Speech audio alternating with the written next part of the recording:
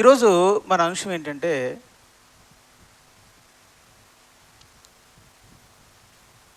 దీవించుట.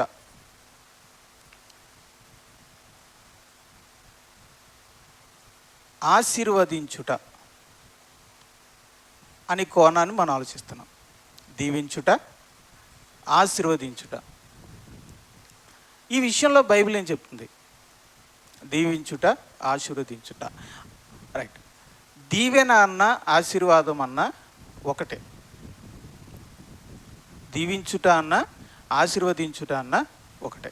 Right. ఈ పాఠంలోనికి నేను ప్రవేశించక మునుపు 2 పదాల యొక్క అర్థాలు మీకు చెప్పాలనుకుంటున్నాను. అదేంటంటే, ఇంగ్లీష్లో మనకు 2 పదాలు ఉన్నాయి, విష్, బ్లెస్. తెలుగులో మనకి దీవెన, ఆశీర్వాదం అని 2 ఉన్నాయి, కానీ ఇంగ్లీష్లో ఒకటే పదం బ్లెస్. బ్లెస్ అంటే దీవెన అని వస్తుంది, ఆశీర్వాదం అన్న వస్తుంది. రైట్. 2 పదాలు ఉన్నాయి, ఒకటి విష్, ఇంకోటి బ్లెస్. రైట్. విష్ అంటే ఏంటి, బ్లెస్ అంటే ఏంటి, అది ముందు చెప్పి నేను ముందుకెళ్తాను. రైట్. ముందుగా నేను విష్ అంటే ఏంటో చెప్తాను. విష్ చేయండి, విషెస్ చెప్పండి అంటాను. విషెస్ అన్న గ్రీటింగ్స్ అన్న ఒకటే. విషెస్ అన్న గ్రీటింగ్స్ అన్న ఒకటే. ఏంటి దీని అర్థము అనంటే, విషెస్ అంటే తెలుగులో, గ్రీటింగ్స్ అంటే తెలుగులో ఏంటంటే శుభాకాంక్షలు. మీకు పెళ్లి రోజు శుభాకాంక్షలు, పుట్టినరోజు శుభాకాంక్షలు అంటారు కదా, వాటినే బర్త్డే విషెస్ అంటాం ఇంగ్లీష్లో. రైట్. శుభాకాంక్షలు అంటే ఏంటి? దీన్ని విడగొడదాం. సంధిని విడగొడితే ఏమనుందంటే, సంధిని విడగొడదాం. శుభ ప్లస్ ఆకాంక్ష అంట. శుభ అంటే ఏంటంటే శుభం, ప్లస్ ఆకాంక్ష అంటే అర్థం ఏంటంటే ఆశించటం. ఆకాంక్ష అంటే ఏంటంటే ఆశించటం.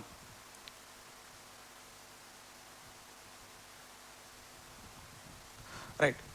అంటే దీని అర్థం ఏంటి? శుభాకాంక్షలు అంటే అర్థం ఏంటంటే ఒకరికి శుభం జరగాలని ఆశించటం. శుభం జరగాలని ఆశించటం. ఇంకా తెలుగులో, ఇంకా అర్థమైన తెలుగులో చెప్పాలంటే, ఒక వ్యక్తికి, అవతల వ్యక్తికి మంచి జరగాలని ఆశించటం లేదా కోరుకోవడం. మంచి జరగాలని కోరుకోవడం. సో శుభాకాంక్షలు అంటే అర్థం ఏంటంటే శుభం జరగాలని కోరుకుంటున్నాం అవతల వాళ్ళకి, అలాగే మంచి జరగాలని కోరుకుంటున్నాం. మంచి భార్య ఇద్దరు వివాహం చేసుకున్నారు, హ్యాపీ మ్యారీడ్ లైఫ్ అని మనం విష్ చేసాం. అంటే అర్థం ఏంటి?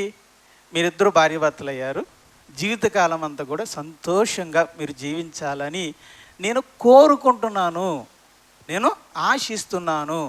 That is wishes. వాటిని శుభాకాంక్షలు అంటారు. హ్యాపీ బర్త్డే, నీకు సంతోషకరమైన జీవితం, మరొక సంతోషకరమైన జీవితాన్ని నీకు, హ్యాపీ న్యూ ఇయర్, మరొక సంతోషకరమైనటువంటి జీవితాన్ని నీకు దయచేయునుగాక, లేదా నీకు ఇవ్వాలని నేను ఆశిస్తున్నాను. సో అలా ఎదుటివానికి మంచి జరగాలని కోరుకోవడాన్ని శుభాకాంక్షలు అంటారు. ఇంగ్లీష్లో ఏమంటారంటే విషెస్ ఆర్ గ్రీటింగ్స్ అని అంటారు. ఇక మరి బ్లెస్సింగ్స్ అంటే ఏంటి? బ్లెస్సింగ్స్ అంటే ఏంటో చూద్దాం. చాలామంది పేరు బ్లెస్సీ అని పెట్టుకుంటారు. రైట్. బ్లెస్సీ అంటే, బ్లెస్సింగ్స్ అంటే అర్థం ఏంటంటే, బ్లెస్సింగ్స్ అంటే ఏంటంటే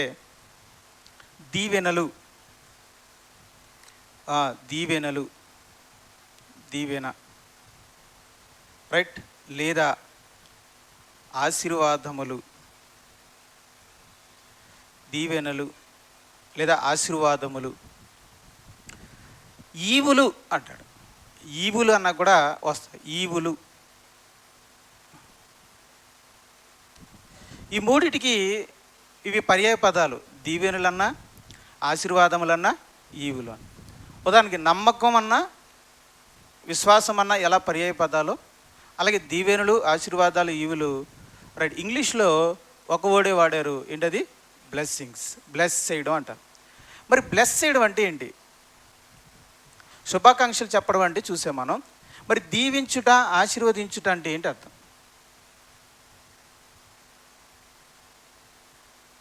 రైట్, దీవించుట అంటే ఏంటంటే మనిషి దీవించుట. ఒకవేళ మనిషి దీవిస్తే, ఒక పెద్దవాళ్ళు చిన్నపిల్లల్ని దీవిస్తే దాని అర్థం ఏంటంటే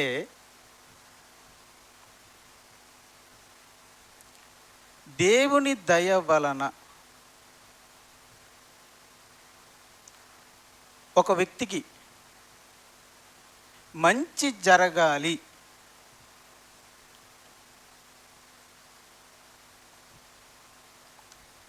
అనుకూలమైనది జరగాలి,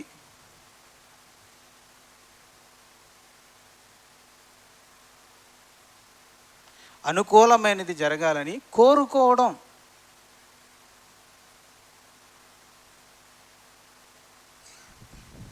దీవించుట అంటే ఏంటంటే దేవుని దయ వలన మంచి జరగాలని, అనుకూలమైనది జరగాలని కోరుకోవడం. రైట్, బైబిల్లో మనకి మరి దీవించుట అంటే దీవెనలు ఇవ్వటం కాదా? కాదు. ఒక మనిషి దీవించుట, ఒక మనిషి అండి, మనిషి దీవించుట అంటే దీవించటం కాదు, దీవెనలు ఇవ్వటం కాదు, ఆశీర్వాదములు ఇవ్వటం కాదు. మరి ఏంటి దాని అర్థం? బ్లెస్ చేయడం అంటే అర్థం ఏంటంటే దేవుని దయ వలన మంచి జరగాలి, అనుకూలమైనది నీకు జరగాలని నేను కోరుకుని ఇచ్చేదే బ్లెస్ అన్నమాట. అది నేను లాస్ట్లో, అప్పుడే కంగారు పడకండి, నేను లాస్ట్కి వెళ్ళేసరికి మీకు అవగాహన అవుతుంది. మళ్ళీ ఒక చిన్న క్లూ ఇస్తున్నాను. మనిషి దీవించడానికి, దేవుడు దీవించడానికి తేడా ఉంది. మనిషి దీవించడానికి, దేవుడు దీవించడానికి ఒక తేడా ఉంది. ఆ తేడా ఏంటంటే మనిషి దీవిస్తే అది విష్, దేవుడు దీవిస్తే అది బ్లెస్. మనిషి ఎవ్వరు కూడా దీవెన, ఆశీర్వాదం ఇవ్వలేరు. కేవలం దేవుడు మాత్రమే ఆశీర్వాదాన్ని ఇవ్వగలడు. కనుక మనం ఏం చెప్పినా అది విషెస్ మాత్రమే. దేవుడు ఏం చెప్పినా సరే అది బ్లెస్ అన్నమాట, బ్లెస్సింగ్స్. మనం ఏమిచ్చినా, మనం ఏం చేసినా, మనం ఎదుటి వాళ్ళకి శుభం కోరుకుని మనం చెప్పేవన్నీ ఏంటి? తెలుగులో చెప్పాలంటే శుభాలు. దేవుడు చెప్పేవన్నీ కూడా దీవెనలు. మనం శుభం చెప్పగలం, శుభం కోరుకోగలం, కానీ ఆ శుభాన్ని జరిగించి దీవించేవాడు మాత్రం ఎవరు? దేవుడు మాత్రమే. మనం కేవలం బ్లెస్ చేసి విష్ చేయగలం తప్ప మనం బ్లెస్ని ఇవ్వలేం. మనం దీవిస్తూ, శుభాలు చెప్తూ దీవించగలమే తప్ప ఆ దీవెన్ని మనం ఎవరికి ఇవ్వలేం. మరి దీవెన, ఆశీర్వాదం ఎవరి చేతిలో ఉందంటే దేవుని చేతిలో మాత్రమే ఉన్నది. చూద్దాం, దేవుని చేతిలోనే ఉన్నది. యాకోబు రాసిన పత్రిక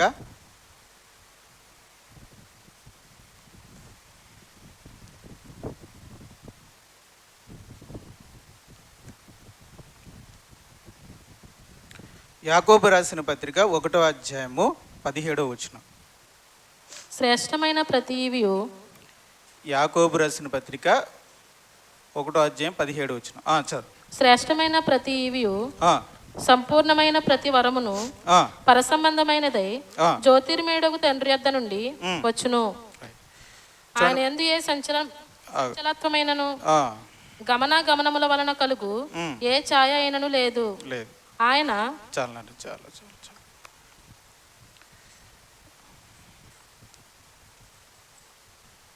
మీలో స్పీడ్గా బైబిల్ తీయలేని వాళ్ళు స్క్రీన్ చూడండి, ఇక్కడ రెఫరెన్స్లన్నీ పెట్టుంచాను.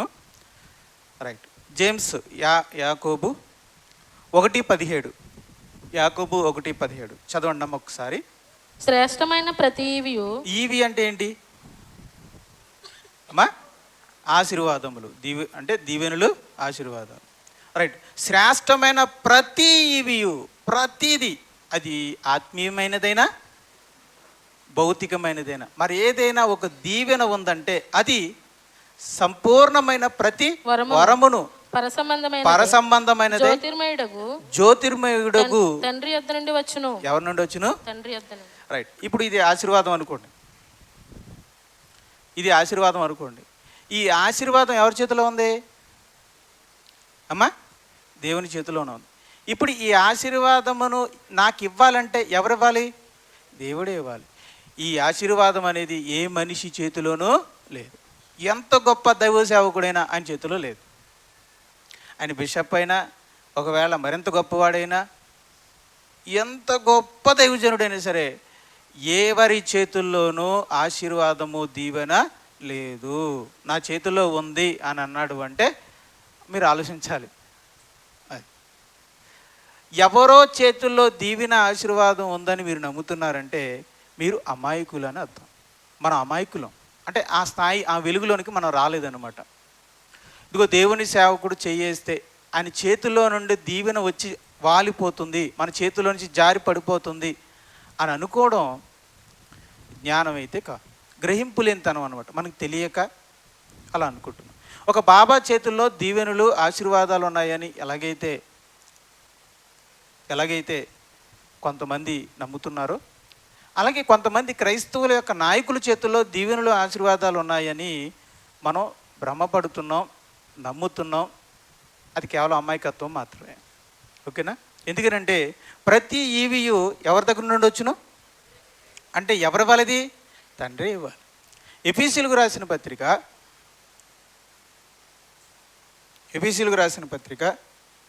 1వ అధ్యాయము 3వ వచనం. మన ప్రభువైన యేసుక్రీస్తు యొక్క తండ్రియగు దేవుడు స్తుతింపబడును గాక. ఇదిగో చూడండి, ఇక్కడ ఉంది ఎఫీసీలకు రాసిన పత్రిక 1వ అధ్యాయం 3వ వచనం. ఇక్కడ మీరు ఫోన్ ఇది టీవీ స్క్రీన్ చూడండి, బైబిల్ తీయలేని వాళ్ళు. కనపడుతుందమ్మా? ఓకే. మన ప్రభువైన యేసుక్రీస్తు యొక్క తండ్రియగు దేవుడు స్తుతింపబడును గాక. ఆయన క్రీస్తునందు పరలోక విషయములలో ఆత్మ సంబంధమైన ప్రతి ఆశీర్వాదమును మనకు అనుగ్రహించెను. ఎవరు? తండ్రి. మనిషా దేవుడా? కనుక ప్రతి ఆశీర్వాదమును ఎవరు ఇవ్వాలి? దేవుడే ఇవ్వాలి. అది ఆత్మ సంబంధమైందైనా అమ్మా అంటే ఇక్కడ ఆత్మ సంబంధమైందనే ఉందండి అంటారు. మరి నేను అంటున్నాను, అబ్రహాముకి భౌతికమైన ఆశీర్వాదాన్ని ఎవరిచ్చారు? సాతాను ఇచ్చాడా? దేవుడు ఇచ్చాడా? దేవుడే కదా. అబ్రహాముకి 2 ఆశీర్వాదాలు ఇచ్చింది ఎవరు? దేవుడే కదా. అంటే భౌతికంగా ఒక వ్యక్తికి ఆశీర్వాదాన్ని ఇవ్వాలన్నా, ఆత్మీయంగా ఒక వ్యక్తికి దేవుడు ఆశీర్వాదం ఇవ్వాలన్నా ఎవరు ఇవ్వాలి? మనిషి ఇస్తాడా? దేవుడు ఇస్తాడా? రైట్. అయితే ఒక తేడా ఉంది. భౌతిక ఆశీర్వాదం ఇవ్వడానికి కండిషన్ లేదు. మనిషి అయితే చాలు. ఏ మనిషికైనా దేవుడికి నచ్చితే ఇస్తాడు, ఎవరికైనా ఇస్తాడు. కానీ ఆత్మీయమైన ఆశీర్వాదాన్ని అందరికీ ఇవ్వడు. అది కేవలం క్రీస్తునందు తిరిగి జన్మించిన వారికి మాత్రమే ఇస్తాడు. అది కండిషన్. మాకేదో ఆశీర్వాదం లేదని అనుకోకూడదు. కొంతమంది దేవుని పిల్లలు మాకేముందంటే పరసంబంధమైనది, పరలోక సంబంధమైనటువంటి ఆశీర్వాదములు దేవుడు మాకు అనుగ్రహించాడు అని తృప్తి కలిగి ఉండాలి. ఓకేనా? రైట్. సరే, ఇప్పుడు భౌతికమైన ఆత్మీయమైన ఏ ఆశీర్వాదాన్నైనా ఎవరు ఇవ్వాలి? మనకి ఎవరు ఇవ్వాలి? దేవుడే ఇవ్వాలి. ఇంకా ఎందుకంటే ఆశీర్వాదం ఎవరి చేతిలో ఉంది? రైట్. ఇవ్వాలంటే ఎవరు ఇవ్వాలి? దేవుడే ఇవ్వాలి. రైట్. ఓకే. ఇప్పుడు బైబిల్ దగ్గరకు వద్దాం. 1 పేతురు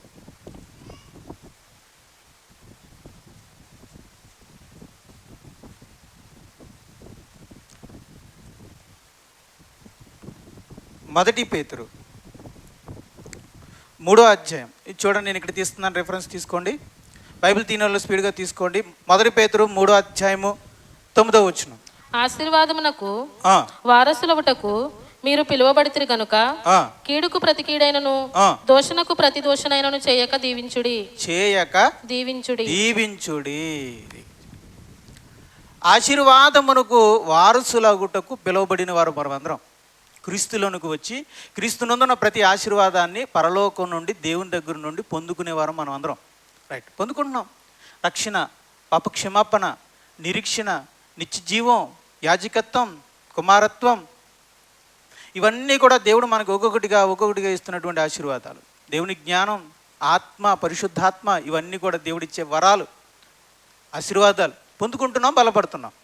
కనుక ఆశీర్వదింపబడిన వారు మనం ఎవరు? ఆశీర్వదించబడిన వారు కనుక దూషణకు ప్రతి దూషణ చేయకండి, కీడుకు ప్రతి కీడు చేయకండి. కానీ వాళ్ళని ఏం చేయండి? చెప్పాలి, ఏం చేయండి? ఇంకొక భాషలో చెప్పండి, ఆశీర్వాదం భాషలో చెప్పండి, ఆశీర్వదించుడి అన్నాడు. కానీ శపించొద్దు. దూషణకు ప్రతి దూషణ అంటే అర్థం ఏంటంటే వాళ్ళు శపించారు కనుక వాళ్ళు నువ్వు శపించుకో, కానీ నిన్ను శపించిన వారిని కూడా నువ్వేం చెయ్యి? ఆశీర్వదించండి అంటున్నాడు. ఎవరిని? ఆశీర్వదించబడిన వారిని. ఆశీర్వదించబడిన వారు ఎవరు? దేవుని చేత ఆశీర్వదించబడిన వారు ఎవరు? క్రైస్తవులందరూ. నువ్వు నిజంగా రక్షణ పొందినవాడు అయితే, రక్షణ అనే ఆత్మ సంబంధమైన ఆశీర్వాదాన్ని పొందినవాడు అయితే నీవు శాపానికి ప్రతిగా శాపం పెట్టకూడదు, కీడు చేసిన వాడికి ప్రతిగా కీడు చేయకూడదు. పైపెచ్చు ఏం చేయాలమంటున్నాడంటే వారిని నువ్వు దీవించు, ఆశీర్వదించు అంటున్నాడు. మొదట్లో మీకు అది కష్టంగా ఉన్నా ఆత్మీయంగా అభివృద్ధి చెందే కొలది మనం ఆ స్థాయికి వెళ్ళాలి. మనం తిట్టికి 2 తిట్లు తిడతాం, చిన్నపిల్లం కదా. అమ్మ నిరాశపడొద్దు, బైబిల్ చెప్పిన స్థాయిలోకి మనం రావాలి. శపించే స్థాయిలో నుంచి ఎక్కడికి రావాలి మనం? ప్రభువా నన్ను క్షమించు, నా నోటితో నేను శపిస్తున్నాను, తిడుతున్నాను, నన్ను క్షమించు. కానీ శాపానికి తిట్టుకు బదుగా దీవించే స్థాయిలోనికి నన్ను తీసుకురా అని మనం ప్రతి ఒక్కరూ ప్రార్థన చేయాలి. ఆ స్థాయికి వెళ్ళిపోయిన ఒక వ్యక్తిని చూపించిన మీలో కూడా చాలామంది ఉన్నారండి. ఇక్కడ ఎవరో అనుకుంటాం మనం చిన్న స్థాయిలో ఉన్నారని, నేను మీరు అనుకోవచ్చు, కానీ ఇక్కడ అలాంటి బలమైన వ్యక్తులు కూడా ఉంటారు. దూషణకు దీవించేవాళ్ళు, ఆ స్థాయిలో ఉన్నవాళ్ళు మన మధ్యలో కూడా ఉంటారు. అలా ఉన్నటువంటి ఒక వ్యక్తిని చూపిస్తాను. ఆయన పేరేంటంటే పౌలు. చూడండి, కొరింథీయులకు రాసిన, మరి ఇక్కడ నేను సేవ్ చేయలేదు, మీరు ఒకసారి తీసుకోండి. మొదటి కొరింథీ నేను సేవ్ చేయలేదు, చూడనా, మీరు తీసుకోండి. మొదటి కొరింథీ 4:12. స్వహస్తములతో పనిచేసి కష్టపడుచున్నాము, నిందింపబడి దీవించుచున్నాము, హింసింపబడి ఓర్చుకొనుచున్నాము. చాలు. అపోస్తుడైన పౌలుకు నిందలేస్తున్నారంట. ఎవరు వేస్తున్నారు?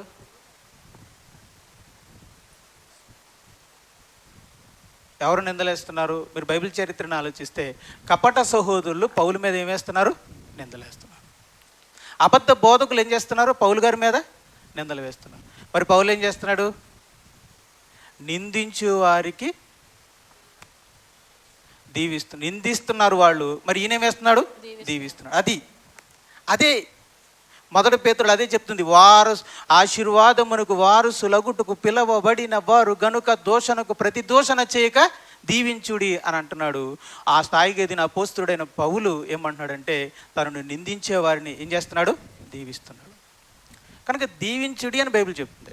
ఇంకో చూద్దాం, యాకోబు రాసిన పత్రిక, అంతకంటే ముందుగా లోకసు వార్త 6వ లోకసు వార్త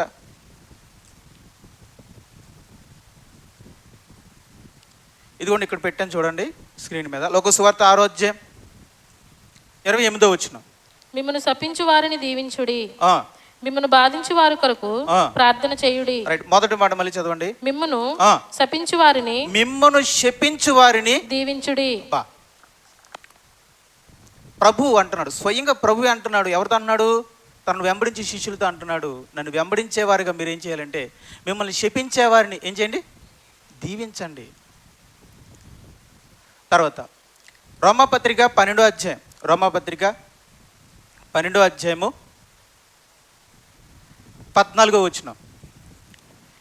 మిమ్మల్ని హింసించే వారిని, మీరు చాలా తెలివైన వాళ్ళు అంటేనండి, యేసు ప్రభు అపోస్తులకు చెప్పాడు కానండి అంటారు మళ్ళీ మీరు. అంటే అపోస్తులు గొప్పోళ్ళు కదా, వాళ్ళు దీవించవచ్చు అని అంటారు మళ్ళీ.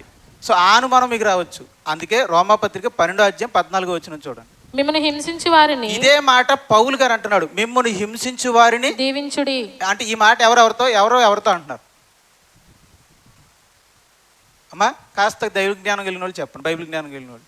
ఈ మాట ఎవరితో అంటున్నారు? అపోస్తుడైన పౌలు గారు ఎవరితో అంటున్నాడు? రోమాలో ఉన్న సంఘంతో, సహోదరులతో అంటున్నాడు. ఇది అంటున్నది సంఘ కాపరులతో కాదు, ఉపదేశకులకే కాదు, అపోస్తులకు కాదు, సంఘములో రక్షించబడిన వారందరితోనూ అంటున్నాడు. ఏమంటే మిమ్మును హింసించు వారిని దీవించుడి, దీవించుడి. నువ్వు దీవించు. మరి వాళ్ళు నిన్ను హింసిస్తున్నారు కదండి, సరే దీవించు. అదే క్రైస్తవ్యం. వాడు నిన్ను హింసిస్తాడు కానీ నువ్వు వాడిని దీవిస్తావు. వాడు నిన్ను శపిస్తాడు కానీ నువ్వు అతన్ని దీవిస్తావు. అతడు నీకు కీడు తలపెడతాడు కానీ నువ్వు దీవిస్తావు. వాడు నిన్ను దూషిస్తాడు, ప్రతిగా నువ్వు దీవిస్తావు. అంటే దాని అర్థం ఏంటి తెలుసా?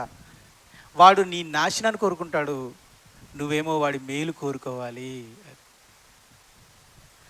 వాడు నీ నాశనాన్ని, నీ పతనాన్ని కోరుకుంటాడు, నువ్వు పాడైపోవాలని కోరుకుంటాడు, నువ్వేమో వాడు బాగుపడాలని, మేలు కలగాలని, వాడి జీవితం హాయిగా సంతోషంగా ఉండాలని నువ్వు కోరుకోవాలి, దీవించాలి అని బైబిల్ చెప్తుంది. ఇక్కడే ఇంకో మాట అడుగుతున్నాను. హింసించేవాడిని, దూషించేవాడిని, కీడు తలపెట్టేవాడిని, శపించేవాడిని దీవించమందంటే మరి నీకు మేలు చేసిన వాడిని, అంటే బైబిల్ ఉద్దేశం ఏంటి? శపించిన వాడినే దీవించమానా? మరి నిన్ను దీవించిన వాడిని మరి ఏం చేస్తావు? ఇంకా ఎక్కువగా దీవిస్తావు. ఆ విషయం నీకు ఎలాగో తెలుసు అని బైబిల్కి తెలుసు. బైబిల్ ఏమంటుందంటే శపించేవారిని దీవించండి అని అంటుందంటే, దీవించేవారిని ఎలాగో నువ్వు దీవిస్తావు, ఆశీర్వదించేవారిని ఎలాగో ఆశీర్వదిస్తావు, నీకు శుభాలు చెప్పిన వారికి ఎలాగో శుభాలు చెప్తావు. కానీ క్రైస్తవ్యం, క్రీస్తు అంటే ఏంటో తెలుసా? ఆత్మను అనుసరించి నడుచుకోవడం అంటే ఏంటో తెలుసా? నిన్ను శపించే వారిని కూడా నీవు దీవించాలి. అంటే దేవుని పిల్లలు అందరినీ దీవించాలి, అందరినీ నీ మేలు కోరుకున్న వాడినైనా, నిన్ను దీవించిన వాడినైనా దీవించాలి, అలాగే నిన్ను శపించిన వాడినైనా దీవించాలి. ఆశీర్వాదమునకు వారసులగుటకు పిలవబడిన వారుగా నువ్వు దీవించాలి, ఆశీర్వదించాలి. యాకోబు రాసిన పత్రిక 3వ అధ్యాయం, ఇదిగోండి ఇక్కడ స్క్రీన్ మీద ఉంది చూడండి. యాకోబు రాసిన పత్రిక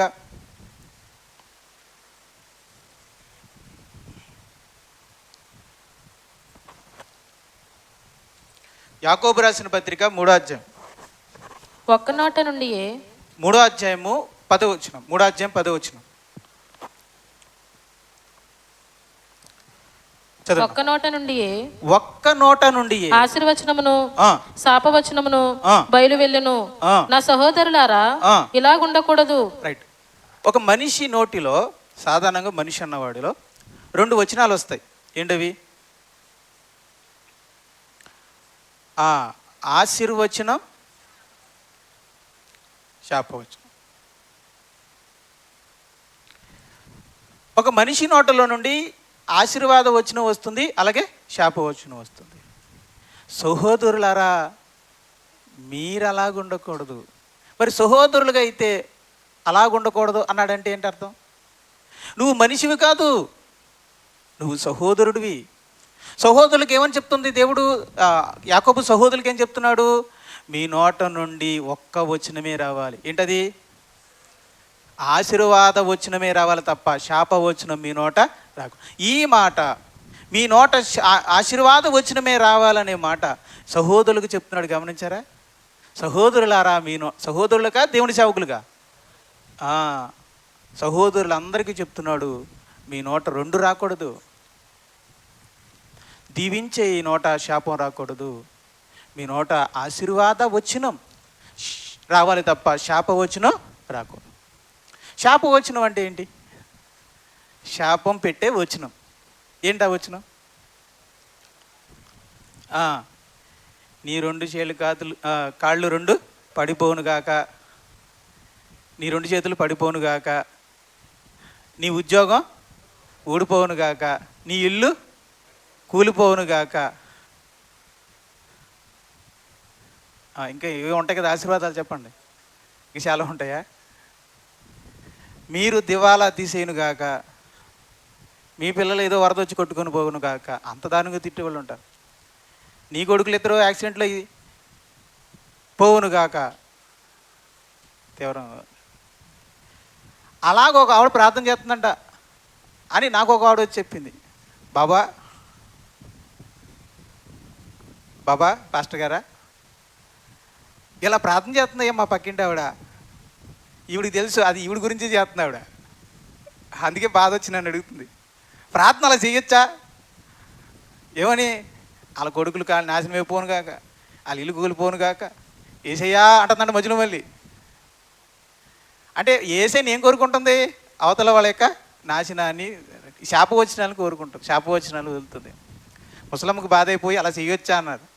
అప్పుడు నేను అన్నాను, ఏం కంగారు పడకమ్మా, కంగారు పడకు, కారణం లేని శాపం నెత్తి మీదకి రాదు. దేవుడికి ఎవరిని చెప్పించాలో ఎవరిని ఆశీర్వదించాలో దేవుడికి తెలుసు. ఆవిడ అన్నంత మాత్రాన అదేం జరిగిపోదు, కంగారు పడద్దు. ప్రజలు ఎన్నో అంటారు, అవన్నీ జరిగిపోతే ఇంకేమైనా ఉందా, మనం అయిపోతాం. దేవుడు జరగనివ్వడు. అందుకే దేవుడు ఏమంటున్నాడంటే, చెప్పించారు కనుక భయపడకండి, ప్రతిగా ఏం చేయండి, దీవించండి.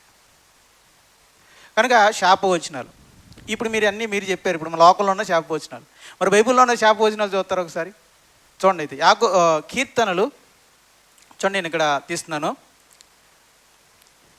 109వ అధ్యాయం, కీర్తనలు 109, 8వ వచనం అండి. బైబిల్ చెప్పే శాపవచనాలు. వాని జీవిత దినములు 109, 8 అండి. వాని జీవిత దినములు. ఒక ఆయన అండి, ఒక మంచోడు ఉన్నాడు. ఆయన ఒకడు నమ్మించి మోసం చేశాడు, ఆయన జీవితాన్ని నాశనం చేశాడు. అప్పుడు ఆ మంచి అయిన ఆ భక్తుడు శపిస్తున్నాడండి. భక్తుడు శాపవచనాలు శపిస్తూ ఎలా శపిస్తున్నాడు చూడండి. శాపవచనాలు, జీవిత దినములు, నాకు మోసం చేసిన వాడి జీవిత దినములు కొద్దివగును గాక. అంటే దాని అర్థం కొద్ది రోజుల్లోనే వీడు చచ్చును గాక. వాని ఉద్యోగమును, వారు ఉద్యోగమును వేరొకడు తీసుకొనును గాక. అంటే అర్థం ఏంటి? వీడి ఉద్యోగము హఠాత్తుగా ఊడిపోవును గాక. వాని బిడ్డలు తండ్రి లేని వారగుదురు గాక. అంటే అర్థం ఏంటి? వీడు పోతే వాడి పిల్లలు అనాథలు అవుదురు గాక. వాని భార్య విధవరాలగును గాక. వాని బిడ్డలు దేశ దిమ్మరులై. వీడు చచ్చిపోయాక భార్య విధవరాలు అయిపోతుంది. ఈ పిల్లలు దిక్కు లేక ఏమైపోవాలంట? భిక్షమెత్తుదురు గాక. దేశ దిమ్మరులు అయిపోదురు. మళ్ళీ ఏం చేస్తారు? భిక్షమెత్తుదురు గాక. అంటే ఎవరు ఆదుకునేవారు లేకపోతే అడుక్కు తినే పరిస్థితి వచ్చుదురుగాక. పాడుపడిన తమ ఇండ్లకు దూరముగా జీవనము వెతుకుదురు గాక. అంటే వీళ్ళు ఇల్లు కూలిపోను గాక.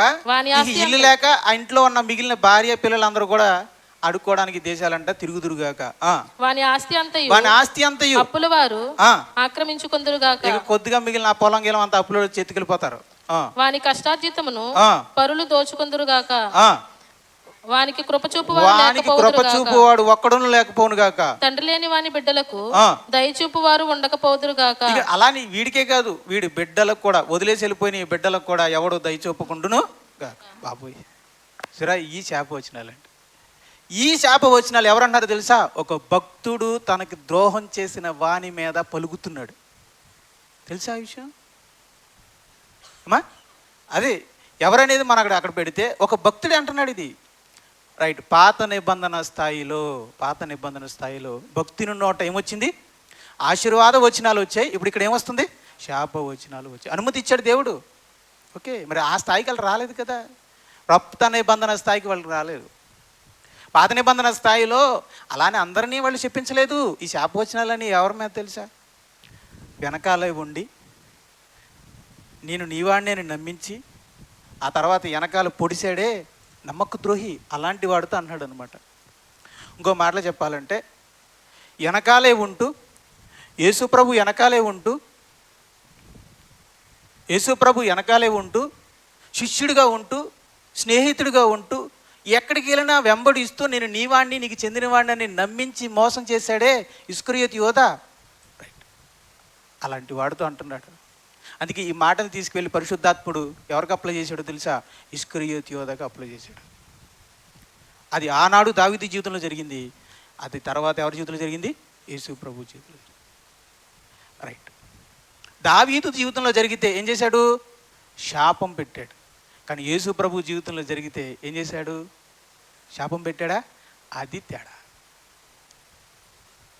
ఆ అజ్ఞాన కాలం మంది అయితే దేవుడు చూచి చూడనట్టుగా ఉన్నాడు. రైట్, ఇచ్చాడు. ఆశీర్వాద వచనాన్ని బ్లెస్ చేశాడు. శాపవచనాలు చేసిన వాడిని ఓకే చేశాడు. కానీ ఇప్పుడు క్రొత్త నిబంధనకు వచ్చేసరికి వద్దు నాయన, నీ నోట నుండి ఆశీర్వాద వచనం రావాల్సిన నీ నోట నుండి శాపవచనాలు రాకూడదు. ఒకవేళ మీరు మాట్లాడుంటే అది ఘోరమైన తప్పని గ్రహించి దేవుని 2 పాదాలు పట్టుకుని ఏడ్చి దేవుని క్షమాపణ అడగండి. ప్రభా నేను అలా కోరుకున్నాను, నన్ను క్షమించండి, నా నోట శాపవచనం వచ్చింది, దయతో నన్ను క్షమించండి అని మీరు దీన్ని తీవ్రంగా తీసుకోండి. ఎవరి జీవితంనైనా నాశనం అయిపోవాలని ఒక పదాన్ని మీరు వాడుంటే దాన్ని తీవ్రంగా తీసుకొని ప్రభా నన్ను క్షమించండి అని చెప్పండి. అది కీర్తన చదివేటప్పుడు చాలా జాగ్రత్త. చదవండి, చాలా ఆదరణ కలిగిస్తాయండి. కీర్తనలు ఎంత మంచి ఆదరణ కలిగిస్తాయో, సామెతలు మనకి ఎంత బుద్ధిని కలిగిస్తాయో మంచిది. కానీ కీర్తన చదివేటప్పుడు కండిషన్ ఒకటి, వాళ్ళ శత్రువులు వేరు, మన శత్రువులు వేరు. వాళ్ళ శత్రువులు లోక సంబంధమైన వారు, శరీరులు. కానీ మన శత్రువులు ఎవరు? ఆత్మ సంబంధమైన వారు. ఆ విషయం మర్చిపోవద్దు. మా శత్రువులు నాశనం అయిపోదురు కాక అంటే వాళ్ళు ఫిలిస్తీన్లు, అమ్మోనీయులు వాళ్ళు. మరి మన శత్రువులు నాశనం అయిపోదురు కాకంటే ఎవరు? మా సాతాను, వాడి యొక్క దురాత్మల సమూహం, మన శరీరంలో ఉన్న పాపిస్టి కోరికలు, ఇవన్నీ కూడా అలా తీసుకోవాలి. ఓకేనా? రైట్. ఇక్కడ మీకు ఏమనిపించానండి? ఏం వచనాలు చూసారు ఇప్పుడు దాకా మీరు? అంటే ఒకరిని ఎలా చెప్పించగలమో అనేది చూశారు. శాప వచనాలు అంటారు వీటి. మరి ఇంకొక వచనాలు ఉన్నాయి, ఏంటవి? ఆశీర్వాద వచనాలు. మన నోట అంటే ఏం రావాలి? ఆశీర్వాదం. రైట్. ఏంటి మన ఆశీర్వాద వచనాలకి ఫర్ ఎగ్జాంపుల్ చూపిస్తాను. ద్వితీయోపదేశకాండము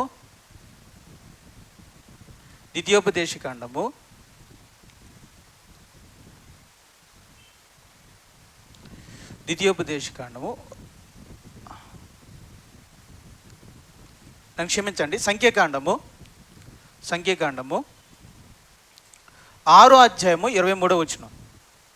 సంఖ్యాకాండము 6వ అధ్యాయము 23వ వచనం. మీరు ఇశ్రాయేలీయులను ఇలాగు దీవింపవలెను. ఇక్కడ చూడన్నా, మీరు ఎందుకు కష్టపడద్దు, దీన్ని ఆవిడ తీస్తారు, మిగతా వాళ్ళందరూ టైం వేస్ట్ చేయకండి. మీరు ఇశ్రాయేలును ఎలాగూ దీవింపవలెను అన్నాడంటే ఎవరితో అంటున్నాడు? లేవీయులతో అంటున్నాడు. ఇంకా చెప్పాలంటే యాజకులతో అంటున్నాడు దేవుడు. మీరు మిగతా ఇశ్రాయేలులందరినీ ఎలాగూ దీవించండి. ఎలాగూ? యెహోవా నిన్ను ఆశీర్వదించి నిన్ను కాపాడును గాక. యెహోవా నీకు తన సన్నిధిని ప్రకాశింపజేసి. చూడండి, ఇవి ఆశీర్వాద వచనాలు. చదువమ్మ చక్కగా. యెహోవా నీకు తన సన్నిధిని ప్రకాశింపజేసి నిన్ను కరుణించును గాక. యెహోవా నీ మీద తన సన్నిధి కాంతి ఉదయింపజేసి నీకు సమాధానము కలుగజేయునుగాక. అట్లువారు ఇశ్రాయేలుల మీద నా నామమును ఉచ్చరించుట వలన నేను వారిని ఆశీర్వదించెదను. అది సంగతి. సరే, ఏది సంగతి నాకు అర్థమైందండి, తర్వాత చెప్తాను. ఇక్కడ మీకు అర్థమైందా? 24, 25, 26లో ఏముంది? ఆశీర్వాద వచనాలు. ఒకసారి మళ్ళీ చదువమ్మా, ఆశీర్వాద వచనాలు ఎలా ఉన్నాయో. యెహోవా నిన్ను ఆశీర్వదించి నిన్ను కాపాడును గాక. యెహోవా నీకు తన సన్నిధిని ప్రకాశింపజేసి నిన్ను కరుణించును గాక. యెహోవా నీ మీద తన సన్నిధి కాంతి ఉదయింపజేసి నీకు సమాధానము కలుగజేయును గాక. కనుక దేవుని ప్రజలు, నువ్వు ఆశీర్వదించబడును గాక, నీ మీద దేవుడు తన సన్నిధిని ప్రకాశింపజేయును గాక, నిన్ను కరుణించును గాక, నీకు సమాధానం కలుగును గాక. ఇవన్నీ కూడా ఆశీర్వాద వచనాలు. ఈ ఆశీర్వాద వచనాలతో దీవించమని ఎవరు చెప్పారు? దేవుడు చెప్పాడు. Okay, right. జాగ్రత్తగా ఇక్కడ మీరు గమనిస్తే యాజకులు ప్రజలను ఏం చేశారు? దీవించారు. ఈ ఆశీర్వాద వచనాల ద్వారా ప్రజలను దీవిస్తున్నారు. రైట్. ఇప్పుడు 27 వచనం చూడండి. 27 వచనం. అట్లువారు ఇశ్రాయేలుల మీద నా నామమును ఉచ్చరించుట వలన, అంటే ఈ ఆశీర్వాద వచనములను ఉచ్చరించుట వలన నేను వారిని ఆశీర్వదించెదను. రైట్.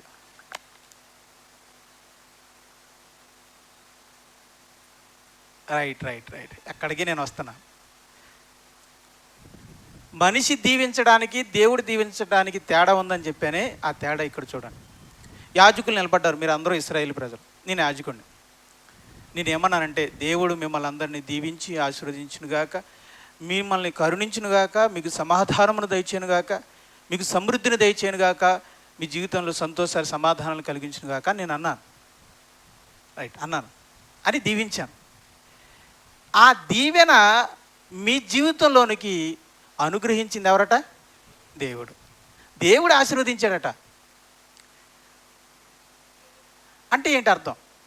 ఇక్కడ యాజకులు దీవించారు, దేవుడు దీవించాడు. ఇంతకీ ఎవరు దీవించారు? దేవుడే దీవించాడు. అంటే జాగ్రత్తగా గమనించండి. దేవుడు దీవెని కలిగి ఉన్నాడు, ఇలాగ పైన పట్టుకుని ఉన్నాడు.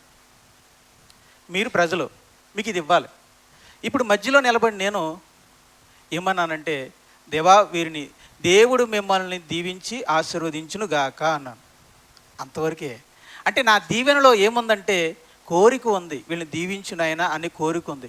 ఆ దీవెనని ఇచ్చింది ఎవరో? దేవుడు. అంటే నేను దీవించాను, మనం దీవించాలన్నాడు కదా, యాజకులు దీవించారు కదా. ఇంతకీ యాజకులు దీవించారు ఏంటది? Wish, not bless. అది శుభాలు అంతే, శుభం కోరుకున్నారు అంతే. దాన్ని ఏమంటారు? శుభం కోరుకోవడం, శుభాకాంక్షలు అంతే. మనిషి దీవించాడంటే అది శుభాకాంక్షలు, దేవుడు దీవించాడంటే అది దీవెన ఇచ్చాడని అర్థం. ఇప్పుడు దీవెన ఎవరి చేతిలో లేదు? అది మధ్యలో ఉన్న యాజకుల చేతిలో లేదు. ఈ సందర్భంలో చూస్తే ఆశీర్వాదం, దీవెన ఎవరి చేతిలో లేదు? రైట్, ఎవరి చేతిలో ఉంది? రైట్, పొందుకునేవారు ఎవరు? ఇశ్రాయేలు. రైట్, దేవుడు పొందుకునే వారికి దేవుడు ఇస్తాడు, మనం ఇవ్వం. మరి మన పాత్ర ఏంటి? మన పాత్ర ఏంటి? కోరుకుంటాం అంతే. దేవుడు నిన్ను ఆశీర్వదించి దీవించును గాక అని అంటాం అంతే. అన్నంత మాత్రాన దీవులు వెళ్ళిపోవు. ఇప్పుడు మిమ్మల్ని అందరినీ కూడా దేవుడు మీకు సమాధానము దయచేయునుగాక అనగానే సమాధానం వచ్చి మీ ఒళ్ళో పాడదు.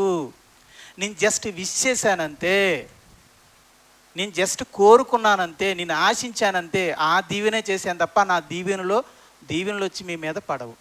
నా దీవెనలతో దీవెన వచ్చి మీ మీద పడదు. నా చేతిలోంచి ఏమి రాదు.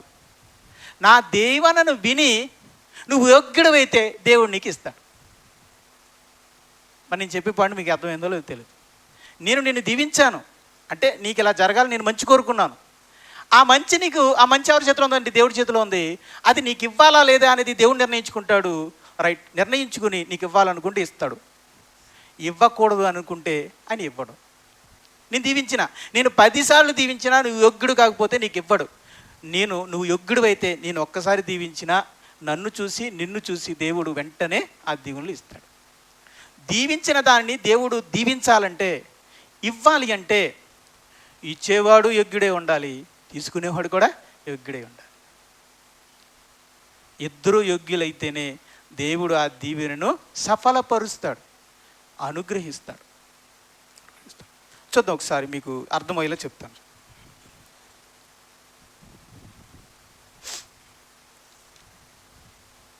లోకాసు వార్త 10వ అధ్యాయం.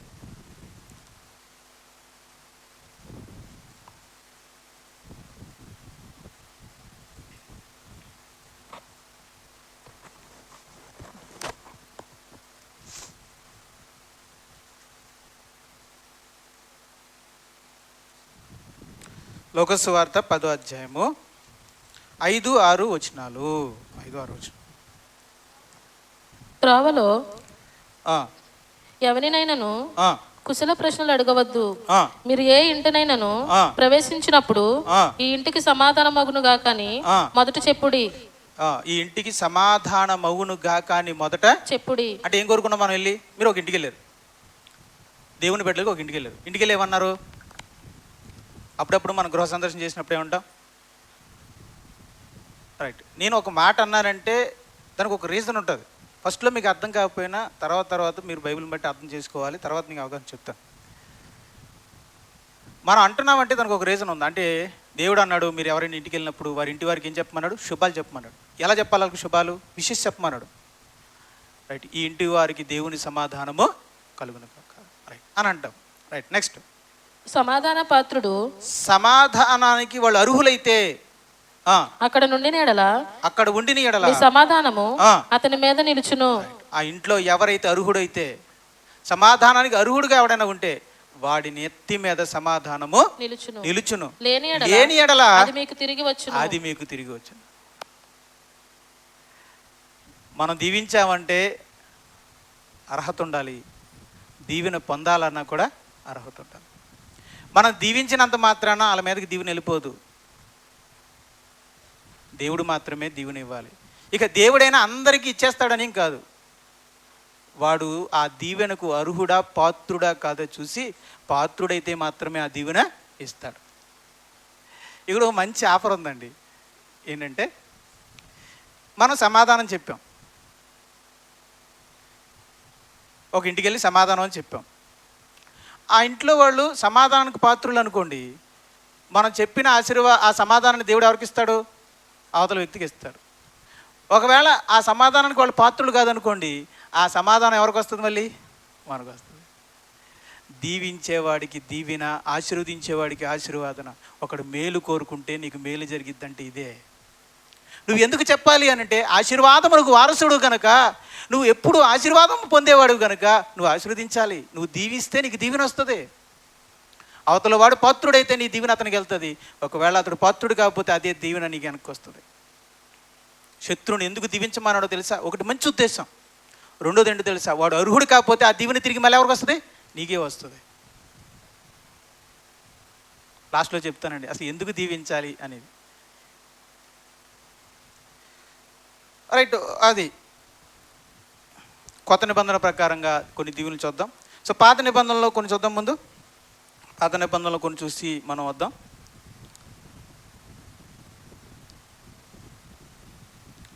సరే, మనం కొత్త నిబంధనలో జీవిస్తున్నాం కనుక ఒకసారి కొత్త నిబంధనలో చూసి వెళ్దాం. అపోస్తుల కార్యాలు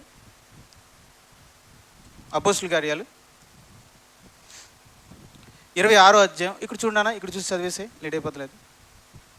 ఇక్కడ చూసి చదివేయండి అమ్మా.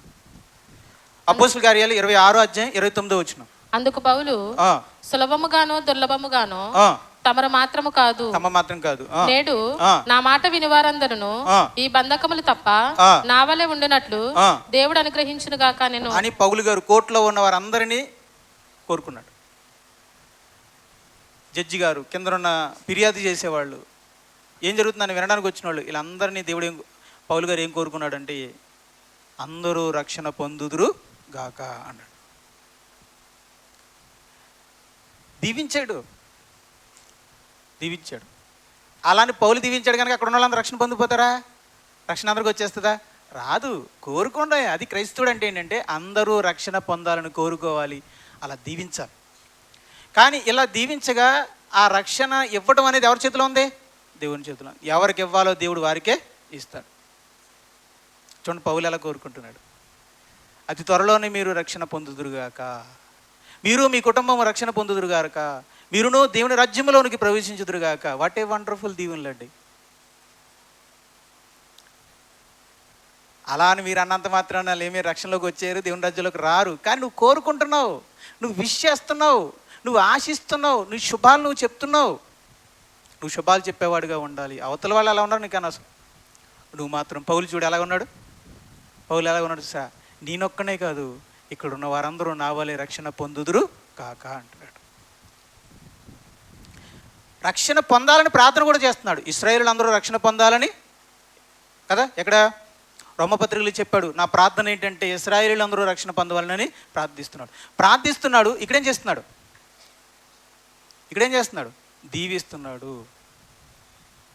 దీవిస్తున్నాడు అంటే శుభాలు చెప్తున్నాడు, శుభం కోరుకుంటున్నాడు. రైట్, ఇంకా ముందుకు వెళ్దాం. రోమపత్రిక 16వ అధ్యాయం 24వ వచనం. ఇక్కడ మన ప్రభువైన యేసుక్రీస్తు కృప, ఇక్కడ టీవీ చూడండి. మన ప్రభువైన యేసుక్రీస్తు కృప మీకు తోడైండును గాక. రైట్, ఇది దీవెన. దీవిస్తున్నాడు సంఘాన్ని. మన ప్రభువైన యేసుక్రీస్తు కృప మీకు తోడైండును గాక. మీకు తోడుగా ఉండాలని కోరుకున్నాడు ఆయన. కృప తోడే ఉంటుందా లేదా? దేవుడు ఇచ్చేది కృప. అది ఈయన అడిగినంత మాత్రం ఏమి ఇవ్వడు, కానీ కోరుకుంటున్నాడు. మేము చెరువులు దీవించబడును కాక ఆశీర్వదించును కాక అని అంటాం, అన్నంత మాత్రం పండేస్తాయా? కానీ మనం కోరుకోవాలి. ఈరోజు పెళ్ళైన మిమ్మల్ని ఇద్దరిని దేవుడు దీవించి ఆశీర్వదించును గాక, కలకాలం మిమ్మల్ని సంతోష సమాధానాలతో దేవుడు బ్రతికించును గాక అని మనం అంటాం, అనాలి, దీవించాలి. అన్నంత మాత్రాన వాళ్ళు సుఖ సంతోషాలతో జీవితకాలం అంతా బతుకుతారనేది అది మన చేతిలో లేదు. అలా బ్రతకాలనేది అనుగ్రహించడం ఎవరి చేతిలో ఉంది? దేవుని చేతిలో. నెక్స్ట్ వెళ్ళిపోదాం. 1 కొరింథీ 1:3 టీవీ చూడండి. మన తండ్రి అయిన దేవుని నుండి ప్రభు అయిన యేసుక్రీస్తు నుండి కృపా సమాధానములు మీకు కలుగునుగాక. కృప సమాధానం మీకు కలుగునుగాక. 2 కొరింథీ 1:2 మన తండ్రి అయిన దేవుని నుండి ఆ, ప్రభువైన యేసుక్రీస్తు నుండి ఆ, కృపయు సమాధానము మీకు కలుగును గాక. కలుగునుగాక. 2 కొరింథీ 13:14. మన ప్రభువైన యేసుక్రీస్తు కృపయు ఇదిగో మన ప్రభువైన యేసుక్రీస్తు కృపయు దేవుని ప్రేమయు దేవుని ప్రేమయు పరిశుద్ధాత్మ సహవాసమును ఆ. మీకందరికీ తోడైండును గాక. చాలా మంది దేవుని సేవకులు శుభాలు చెప్పినప్పుడు విష్ చేసేటప్పుడు ఎక్కువగా ఈ పదం వాడతారు, ఈ వచనాన్ని వాడతారు. ఎందుకంటే తండ్రి నుండి మనకు ప్రేమ కావాలి, యేసుక్రీస్తు నుండి కృప కావాలి, పరిశుద్ధాత్మ నుండి మనకి సహవాసం కావాలి. నేను కోరుకుంటున్నా యాజ్ ఏ బ్రదర్గా, ఒక విశ్వాసిగా, ఒక సాటి విశ్వాసిగా, నా సాటి విశ్వాసులైన మీ పట్ల నేను కోరుకునేది ఏంటంటే దేవుడి నుండి ప్రేమ రావాలని, క్రీస్తు నుండి కృప రావాలని, పరిశుద్ధాత్ముడు మీ తోడుగా ఉండాలని నేను కోరుకుంటున్నా. కలుగునుగాక, దట్స్ అంతే. కానీ ప్రేమ నేను చెప్పిన ఈ దీవెన అవన్నీ తీసుకురాదు. నువ్వు యోగ్యుడు అయితే, పాత్రుడు అయితే ఆ ప్రేమను దేవుడు నీకు ఇస్తాడు, ఆ కృపను క్రీస్తు ఇస్తాడు, ఆ సహవాసం పరిశుద్ధాత్ముడు ఇస్తాడు. కానీ నేను కోరుకుంటున్నా సాటి సోదరుడుగా, సహోదరుడిగా నేను కోరుకుంటున్నా నీకు యేసుక్రీస్తు నుండి కృప రావాలని, తండ్రి అయిన దేవుని నుండి ప్రేమ పొందాలని, పరిశుద్ధాత్ముడి సహవాసం నీకు కావాలని నేను కోరుకుంటున్నా. కోరికండి. క్రైస్తవుడు దీవించాడంటే అది కోరిక, దేవుడు దీవించాడంటే అది సఫలం. క్రైస్తవుడు దీవించాడంటే అదేంటిది? కోరిక మాత్రమే. కోరుతున్నాను, ఆశిస్తున్నాను అని అంతే. మరి దేవుడు దీవిస్తే సఫలం ఇచ్చేసినట్టేగా. దేవుడు కానీ నీకు పిల్లలు కలుగును గాక షారా అన్నాడు అనుకో, చెప్పండి, ఇచ్చేసినట్టే. నేను కానీ వెళ్ళి షారా దేవుడు నిన్ను ఆశీర్వదించి బిడ్డలను దయచేను గాక అన్నారనుకోండి, అమ్మా కోరుకోవడం అంతే. ఎప్పటి నుంచో 100 సంవత్సరాలు అయిపోయింది, మీకు ఇంకా పిల్లలు పుట్టలేదు, దేవుడు మిమ్మల్ని కరుణించి త్వరలోనే బిడ్డలను దయచేను గాక అని అంటాను. అంత మాత్రాన వాళ్ళకి పిల్లలేమి పుట్టారు. కనుక అది కోరిక. క్రైస్తవుడు దీవిస్తే కోరిక, దేవుడు కానీ దీవించాడు అనుకోండి ఇక అంతే, ఇక సఫలం అయిపోయినట్టు ఇక అంతే. గల్తీలకు రాసిన పత్రిక 1:3, గల్తీలకు రాసిన పత్రిక 1:3. తండ్రి అయిన దేవుని నుండి మన ప్రభువైన యేసుక్రీస్తు నుండి మీకు కృపయు సమాధానమును కలుగును గాక. 6:18, గల్తీలకు రాసిన పత్రిక. సహోదరులారా, మన ప్రభువైన యేసుక్రీస్తు కృప మీ ఆత్మతో ఉండును గాక. ఆమేన్. రైట్. సో ఇవన్నీ విషయాలు. అంటే పౌలు చూడండి ఇలా పత్రికలన్నీ చూపించుకుంటుంటే అన్నీ కూడా ఎలా ఉన్నాయి? ఏం కోరుకుంటున్నారు? ఏం చెప్తున్నారు? దీవిస్తున్నారు సంఘాన్ని. వాళ్ళ దీవెనలో ఏముంది? దేవుని కృపా సమాధానములు వారికి దయచేయండి. క్రైస్తవ జీవితాన్ని జీవించాలంటే ఒకటి కృప ఉండాలి, రెండోది ఏం కావాలి? సమాధానం కావాలండి. ఎందుకు సమాధానం సమాధానం సమాధానం అన్నాడంటే నేను చెప్తున్నాను, ఇక్కడ ఉన్న మీరు అందరూ ఆత్మీయంగా ఎదగకపోవడానికి కారణం సమాధానం లేకపోవడమే. తెలుసా?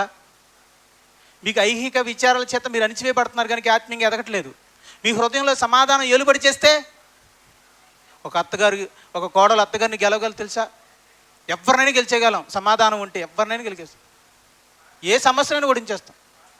అత్తగారు తిడుతూ ఉంటుంది, కోడలు సమాధానం గల హృదయంతో చిరునవ్వు వెళ్ళిపోతుంది. ఒక ఆడపడుచు ఇబ్బంది పెడుతుంది అనుకోండి, నవ్వు వెళ్ళిపోతుంది. ఎందుకంటే హృదయంలో సమాధానం నిండినవాడు దేనికి లొంగిపోడు, దేనికి భయపడ్డు, దేనికి కలవరపడ్డు. అందుకే పరిశుద్ధాత్మ దేవుడు అంటున్నాడు, దేవుని వాక్యం ఇలా అంటుంది, మీ హృదయములో సమాధానమును ఏలుచుండనీయుడే అన్నాడు. ఎక్కడ మన హృదయంలో సమాధానం? ఎక్కడ వెళ్తుంది మనలో? ఇంకెలా మరి ఆత్మీయంగా ఎలా అభివృద్ధి చెందుతాం? ఈరోజు మనం ఆత్మీయంగా వింటున్న వాక్యాలు మన జీవితంలో ఫలించలేకపోతున్నాం అంటే కారణం మన హృదయంలో కలవరం, విచారం, భయం, ఆందోళన ఏలుబడి చేస్తూ ఉంటే మనం ఎలా ఎదగలం? మనం ఆత్మీయంగా ఎదగాలంటే మన హృదయంలో సమాధానం అనేది ఏలుబడి చేయాలి. అందుకే పౌలు గారు కోరుకుంటున్నారు, అందుకే ఒక విశ్వాసి కోరుకుంటున్నాడు, అందుకే నేను కోరుకుంటున్నాను ఏంటంటే దేవుని సమాధానం మీ అందరికీ, మనందరికీ విస్తరించునుగాక. విస్తరించునుగాక. చూడండి, ఈ విషయంలో కూడా కొంతమంది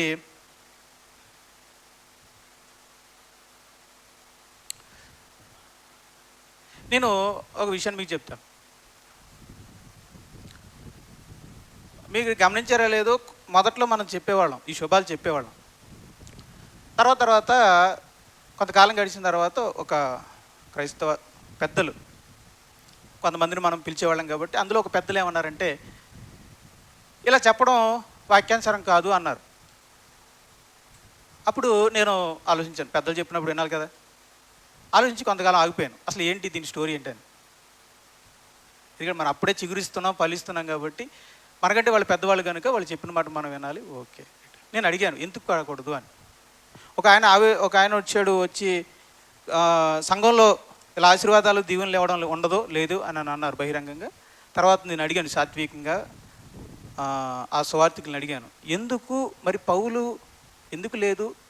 పౌలు ప్రతి పత్రికలోనూ ఈ శుభాలు చెప్పాడు కదా, మరి ఎందుకు లేదు, మనం ఎందుకు చెప్పకూడదు అని అడిగాను. అప్పుడు ఆయన తీసినటువంటి ఏంటంటే 2వ దశలోనిక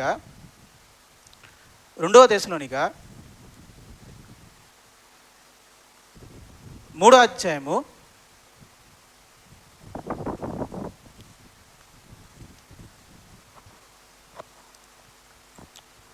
3:17 అండి. 3:17 పౌలను నేను నా చేవ్రాతతో వందనమని వ్రాయిచున్నాను. ప్రతి పత్రిక యందును అదే గుర్తు నేను వ్రాయుట ఇలాగే, మన ప్రభువైన యేసుక్రీస్తు కృప మీకందరికీ తోడైండును గాక. అది అంటే పౌలు గుర్తు కోసం రాశాడు కానీ దీవించడానికి కాదు అన్నాడు ఆయన. రైట్, వెంటనే ఏది అర్థం కాదు కదా, నాకు అర్థం కాలేదు, అందుకే ఆపేశాను. నేను కూడా దాన్ని ఏదైనా ఒకటి మనం చేయాలంటే పెద్దలు ఒక మాట చెప్పినప్పుడు ఆగిపోవాలి, తర్వాత ఆలోచించాలి. ఈయనకి కావాలని ఈయనకి అవగాహన లేక ఆపుతున్నారా, లేకపోతే బైబిలే ఆపుతుందా? మనుషులు ఆపారనుకోండి, మనం దాన్ని ఏం ఖాతరు చేయవలసిన, అది ఎవరైనా సరే. బైబిల్ ఆపింది అనుకోండి, దానికి మనం శిరస వహించాలి. ఆ కోణంలో ఆలోచించాను, బైబిల్ ఆపుతుందా లేకపోతే వీళ్ళు అలా పెట్టుకున్నారా అని నేను ఆలోచించినప్పుడు రైట్, గుర్తు కోసమే తప్ప మరే ఉద్దేశంతో పౌలు చెప్పలేదు అని అలా అన్నారంటే అసలు ఎందుకు ఈ మాట అన్నాడో మీకు చెప్తాను. నాకు అర్థమైంది ఏంటో మీకు చెప్తాను. నాకు అర్థమైంది కాదు, అక్కడ ఉన్నది ఏంటో చెప్తాను. పౌలు ఆ మాట ఎందుకు అన్నాడంటే రైట్, పౌలు ఎప్పుడు కూడా పత్రికలు రాశాడు కదా, 16 పత్రికలు ఎన్నో రాశాడు. రైట్, ప్రతి పత్రికని సాధ్యమైనంత వరకు ఎవరితోనన్నా రాయించేవాడు, తను రాసేవాడు కాదు. అంటే తాను చెప్తాడు, ఇంకొకరు రాసేవాళ్ళు ఉంటారు. దీనికి రోమాపత్రిక చూద్దాం. రోమాపత్రిక 16వ అధ్యాయం, రోమాపత్రిక 16వ అధ్యాయం 22వ వచనం. ఈ పత్రిక వ్రాసిన ఇక్కడ చూడండి, స్క్రీన్ మీద ఉంది చూడండి, ఇదిగోండి. ఈ పత్రిక వ్రాసిన తెర్తియు అను నేను ప్రభువునందు మీకు వందనములు చేయుచున్నాను. అంటే రోమాపత్రిక రాసింది ఎవరు? తెర్తియు. ఎవరు రాయించారు? పౌలు గారు. అంటే పౌలు గారు అలా కుర్చీలో కూర్చొని చెప్తూ ఉంటే తెర్తి అనే వ్యక్తి ఏం చేశాడు? రాస్తూ వచ్చాడు. Okay, right. రైటింగ్ అయింది కాదు, అంటే పత్రికలో ఉన్న రైటింగ్ అంతా అయింది కాదు. రైట్, ఇక్కడ ఒక ప్రమాదం జరుగుతుంది. ఏంటంటే అపోస్తుడైన పౌలు రాయి ఉత్తరం మీదనగా మీ అందరికీ శుభములు అని చెప్పి ఎవరికాడే ఉత్తరాలు రాసేస్తున్నారు సంఘాలకి, రాసి కలవరపరిచేస్తున్నారు. ఎవరిని? సంఘాలని. ఇప్పుడు ఇది చూడండి, అని మీకేం తెలుసు అండి, మీరు అని చూసి వచ్చారా అంటే ఆ పైన చూడండి, 2వ తెస్సలోనిక ఎంత 2వ అధ్యాయము 1వ వచనం.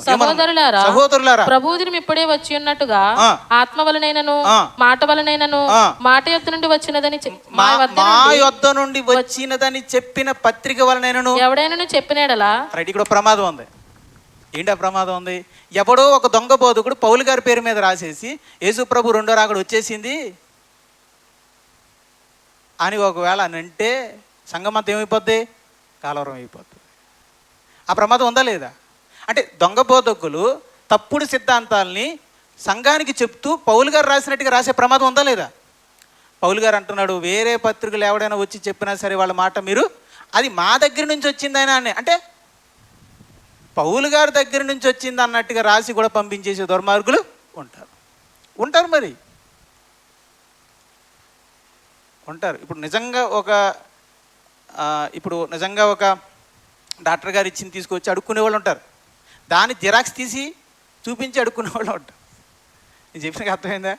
నిజంగా వాళ్ళ అవయవాలు పాడైపోయి సర్టిఫికేట్ తెచ్చుకుని, ఏమండి నా అవయవాలు పని చేయలేనండి, నేను బతకలేనండి, నా భార్య బిడ్డలు పోసి నాకు ఏమన్నా డబ్బులు ఒక 10 రూపాయలు ఇవ్వండి అడుక్కునేవాడు నిజమైన వాడు ఉంటాడు. దాన్ని జిరాక్స్ తీసుకుని అన్ని బాగానే ఉన్నవాడు కూడా ఏం చేస్తాడు? నాకు ఇదేనండి, ఈ సర్టిఫికెట్ నాదని వాడుకునేవాడు ఉంటాడు. కానీ ఎవడు పడితే వాడు పౌలు పేరు మీద రాసే అవకాశం ఉంది కనుక పౌలు ఏం చేశాడంటే లాస్ట్లో ఏం రాస్తాడైనా ఏం చెప్తాడు? లాస్ట్లో ఏం చెప్తాడు? శుభాలు. ఏంటి ఆ శుభాలు? మన ప్రభు అయిన యేసు క్రీస్తు కృప మీకు కలుగునుగా లేదా తోడేండుగా అని రాస్తాడు కదా. ఆ పదం మాత్రం ఆయన రాసేవాడు. ఆ ఒక్క పదం మాత్రం ఆయన రాసేవాడు. అది ఇప్పుడు చదవండి. 2వ దశలోనికి ఇక్కడ చూడండి. 2వ దశలోనిక 3:15. పౌలను నేను నా చేవ్రాతతో నా సొంత చేవ్రాతతో వందనమని వ్రాయిచున్నాను. ప్రతి పత్రిక యందు అదే గుర్తు నేను వ్రాయుట ఇలాగే. ఇప్పుడు అర్థమైందా? వందన వచనాలు ఉన్నాయి చూసావా లాస్ట్. ఇప్పుడు దాకా రాయించేది తిమోతి రాయించవచ్చు, శీలతో రాయించవచ్చు, తిర్తియోతో రాయించవచ్చు, తితుకుతో రాయించవచ్చు. కానీ లాస్ట్లో వందన వచనాలు మాత్రం నేనే రాస్తాను, ఇదే గుర్తు. చూసుకోండి, నా రైటింగ్ చూసుకుని అప్పుడు ఇది నాదో కాదో మీరు డిక్లేర్ చేసుకోండి. ఎందుకంటే నా పేరు మీదే వచ్చిందని ఏదో పత్రిక మీకు రాసి కలవరపరిచే వాళ్ళు అవకాశం ఉంది కనుక ఏ పత్రిక పడితే ఆ పత్రిక నాదని నమ్మకండి. ఇదిగో గుర్తు చెప్తున్నాను, లాస్ట్ వచనాలు మాత్రం నాయే, నా ఓన్ హ్యాండ్ రైటింగ్, నా చేవ్రాత. సో నా చేవ్రాత మీకు తెలుసు కదా ఎలా రాస్తానో. రైట్, నేను రాసే రాతను బట్టి ఓహో ఇది పౌలు గారిది అని. ఈ రోజులు అంటే సిగ్నేచర్ వచ్చింది లాస్ట్లో. పత్రిక అంతా ఎవరితో రాసినా లాస్ట్లో ఏం రాస్తాడు? కలెక్టర్ గారు తన సంతకం పెట్టగానే ఆ సంతకాన్ని చూసి మనందరం అమ్ము కలెక్టర్ గారు రాశారండి అనుకుంటాం. అలాగే సిగ్నేచర్ లాగా పౌలు గారు లాస్ట్ వందన వచనాల్ని తానే తన సొంత చేతితో రాశాడు. ఆ సందర్భంలో చెప్తున్నాడు అనమాట, ఇది నా గుర్తు అని. ఎందుకోసం చెప్పిందని ఎందుకోసం వాడుకున్నారండి నాయన.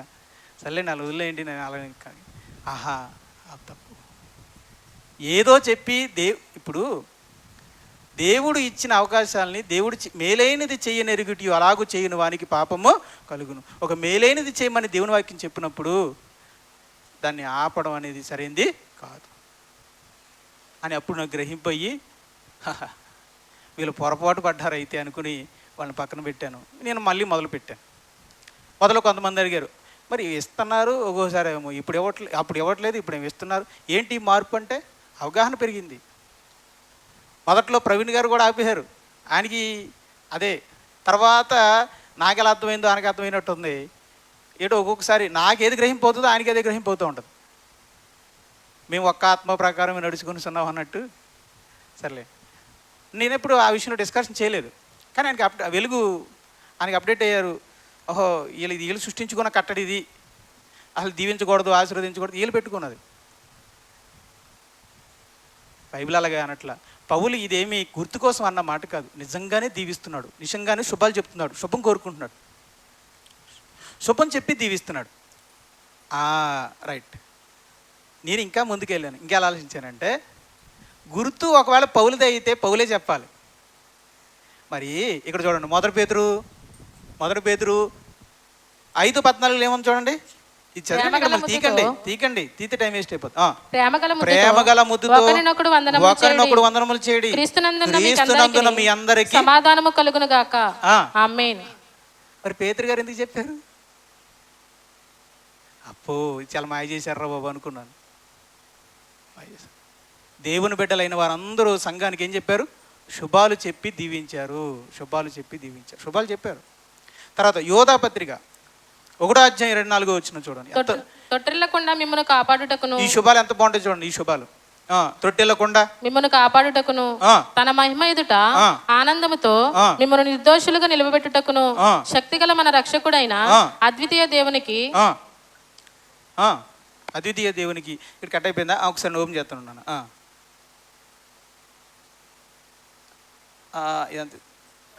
ద్వారా మహిమయు మహాత్యమును ఆధిపత్యమును అధికారమును కృపయు యుగయుగములు కాక. దీవెనలు శుభాలు యోధా గారు కూడా చెప్పారు. తర్వాత ప్రకటన గ్రంథం రాసింది ఎవరు? యోహాను గారు. చూడండి, ఆయన చెప్పారు 1:5 నమ్మకమైన సాక్షియు మృతులలో నుండి ఆది సంభూతుడుగా లేచిన వాడును భూపతులకు అధిపతినైన యేసుక్రీస్తు నుండి కృపా సమాధానములు మీకు కలుగును గాక. ఏ పత్రికైనా చూడండి, ఎవరైనా శుభాలు చెప్పారు. ఎందుకు చెప్పారు? దేవుని బిడ్డ ఎప్పుడు కూడా దీవించేవాడు కనుక దీవిస్తారు. ఎందుకు చెప్పారంటే దేవుడే చెప్పాడు, శపించు వారిని దీవించండి అన్నాడంటే తన సాటి సహోదరుని శపించండి అని అర్థం. తన సాటి సహోదరులు ఇంకెంతగా, ఇప్పుడు శత్రువునే దీవించమని అన్నాడంటే మీరు నా మిత్రులు కదా, మరి మిమ్మల్ని అంత దీవించాలి. శత్రువు వస్తేనే కాఫీ పెడితే మరి మీకు టిఫిన్ పెట్టొద్దా? నా అన్నలో నా తమ్ముళ్ళు చెల్లెలు కదా మీరు. క్రీస్తు విరోధి వస్తేనే అన్నం పెట్టండి అన్నాడంటే మరి మీరు వస్తే పలవ పెట్టొద్దా? శత్రువునే దీవించమన్నాడంటే నా సాటి సహోదరుని సోదరి మళ్ళీ నేను ఇంకెంత దీవించాలి? అందుకే వాళ్ళు దీవిస్తున్నారు. ఆశీర్వాదమునకు వారసులగుటకు పిలువబడిన వారము గనుక దీవించుడి అన్నాడు. దీవిస్తున్నారు వాళ్ళు. అపోస్తులు చూపించిన మాదిరి దీవించండి. అలానే దీవులు అంటే దీవులు అనుకోకండి, దీవులు ఇచ్చేయడం అనుకోకండి. దీవుల్ని కలగాలని కోరుకోవడం మాత్రమే. దీవించడం అంటే దీవులు ఇచ్చేయడం కాదు, దీవించబడాలని మనసారా కోరుకోవడం అంతే.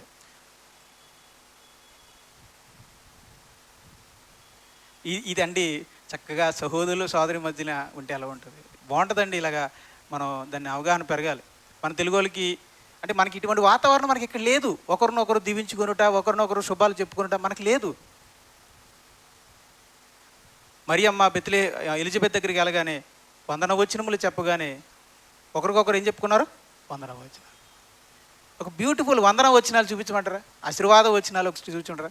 చూడండి, ఇక్కడ చూడండి, రూతు అని చూడండి. రూతు 2:4 బోయాజు బెత్లెహేము నుండి వచ్చి, పొలాలు కలిగినవాడు. బోయాజు ధనవంతుడు కదమ్మా, పొలాలు కలిగినవాడు. పొలం గోధుమ పొలాలు పంట కోస్తున్నారు. ఊళ్ళో నుంచి వచ్చాడు, పొలాల దగ్గరికి వచ్చాడు. పొలాల కొడుకు వచ్చేసరికి పనులు సీరియస్గా కోతకు వస్తున్నారు. కోతకు వస్తూ ఉంటే యజమానుడు ఆయన రథం మీద వచ్చాడు, గుర్రం మీద వచ్చాడు, మొత్తానికి వచ్చాడు. వచ్చి పనులు ఏమంటున్నాడు చూడండి. బోయాజు బెత్లెహేము నుండి వచ్చి యెహోవా మీకు తోడైండును గాక అని చేను కోయి వారితో చెప్పగా పనులతో అన్నాడంటే మనం ఎప్పుడైనా మీరు అలా అన్నారా? అలా భాష చూడండి ఎంత బాగుందో. ఒక ఇజ్రాయేలుడిగా, సాటి ఇజ్రాయేలుడిగా, ఆయన ధనవంతుడైనా యజమానుడైనా సరే పని వాళ్ళతో ఏమన్నాడు తెలుసా? యెహోవా మీకు తోడై ఉండునుగాక అన్నాడు. దానికి పనులు ఏమన్నారు చూడండి. వారు యెహోవా నిన్ను ఆశీర్వదించును గాక. ఏంటండి ఇది? బోయాజుని దీవించేటంతటోళ్ళ అయ్యాలో పనులు. బోయాజుని దీవించేంతటోళ్ళలో వీళ్ళకే దిక్కులేక కూలి పని చేసుకుంటుంటే వాళ్ళ దీవిస్తారు. దీవెనలు కాదయ్యా ఈ విషెస్, నాట్ బ్లెస్సింగ్స్. బ్లెస్సింగ్స్ ఇస్తాక వాళ్ళెవరో వాళ్ళకే లేదు, ఏమీ లేదు. కానీ వాళ్ళు ఎలా భావించారు తెలుసా? నాయన ఈ కరువు కాలంలో నీ పొలంలో పనిచేసే అవకాశం మాకు ఇచ్చి మాకు కూడి పెడుతున్నావు, అలాంటి మంచివాడు నువ్వు, నీకు దేవుడు ఇంకా మంచి ఆశీర్వాదమును ఇచ్చునుగాక, అంటే నువ్వు వేసిన పంటలన్నీ ఫలించునుగాక అని కోరుకున్నాడండి. మరి దేవుడు తోడేండుగాక అని ఎందుకన్నాడు తెలుసా? బోయాజు, మీరు గంటలో చేయాల్సిన పని దేవుడి తోడు వాళ్ళ ఒక అరగంటలో చేసి చక్కగా ఈజీగా ఇంటికి వెళ్ళిపోవాలి, మీరు చేసే పని సులువుగా అవ్వాలని దేవుడు తోడే ఉండాలని కోరుకుంటున్నాడు. దానికి ప్రతిగా వాళ్ళేం కోరుకుంటున్నారంటే నీవు వేసిన పంటలన్నింటినీ దేవుడు దీవించి ఆశీర్వదించును గాక అని వాళ్ళు కోరుకున్నారు. అంటే ఏంటంటే ఇది అంతానండి, అంటే కోరుకోవడం అండి. బోయాజ్ ఏమో వాళ్ళ మంచి కోరుకున్నాడు, వాళ్ళేమో బోయాజ్ గారి యొక్క మంచి కోరుకున్నారు. ఎందుకు తోడై ఉండేది తోడు ఇవ్వాలా లేదనేది ఎవరి చేతిలో ఉంది? బోయాజ్ గారిని ఆశీర్వదించాలా లేదనేది ఎవరి చేతిలో ఉంది? అది ఆయన చేతిలో ఉంటుంది. కానీ మీరిద్దరు చెప్పుకోవాలి.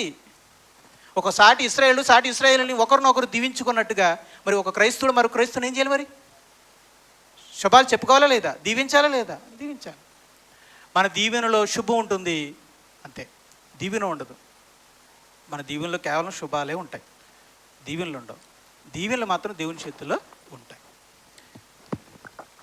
చెప్పుకోవాలి, సహోదరులు ఒకరికొకరు శుభాలు చెప్పుకోవాలి. అయితే క్రైస్తవ్యంలో వచ్చినటువంటి దౌర్భాగ్యం ఏంటంటే, మరి మాట అనొచ్చు అనకూడదు, మరి వచ్చినటువంటి అమాయకత్వం ఏంటంటే, అమాయకత్వం దౌర్భాగ్యం కాదు, అమాయకత్వం ఏమైందంటే ఒకరికొకరు వందనాలు చెప్పుకోమని బైబిల్ చెప్పింది కదా, ఒకరినొకరు ఏం చేయండి దీవించుకుని చెప్పింది. ఇది ఏమైపోయిందంటే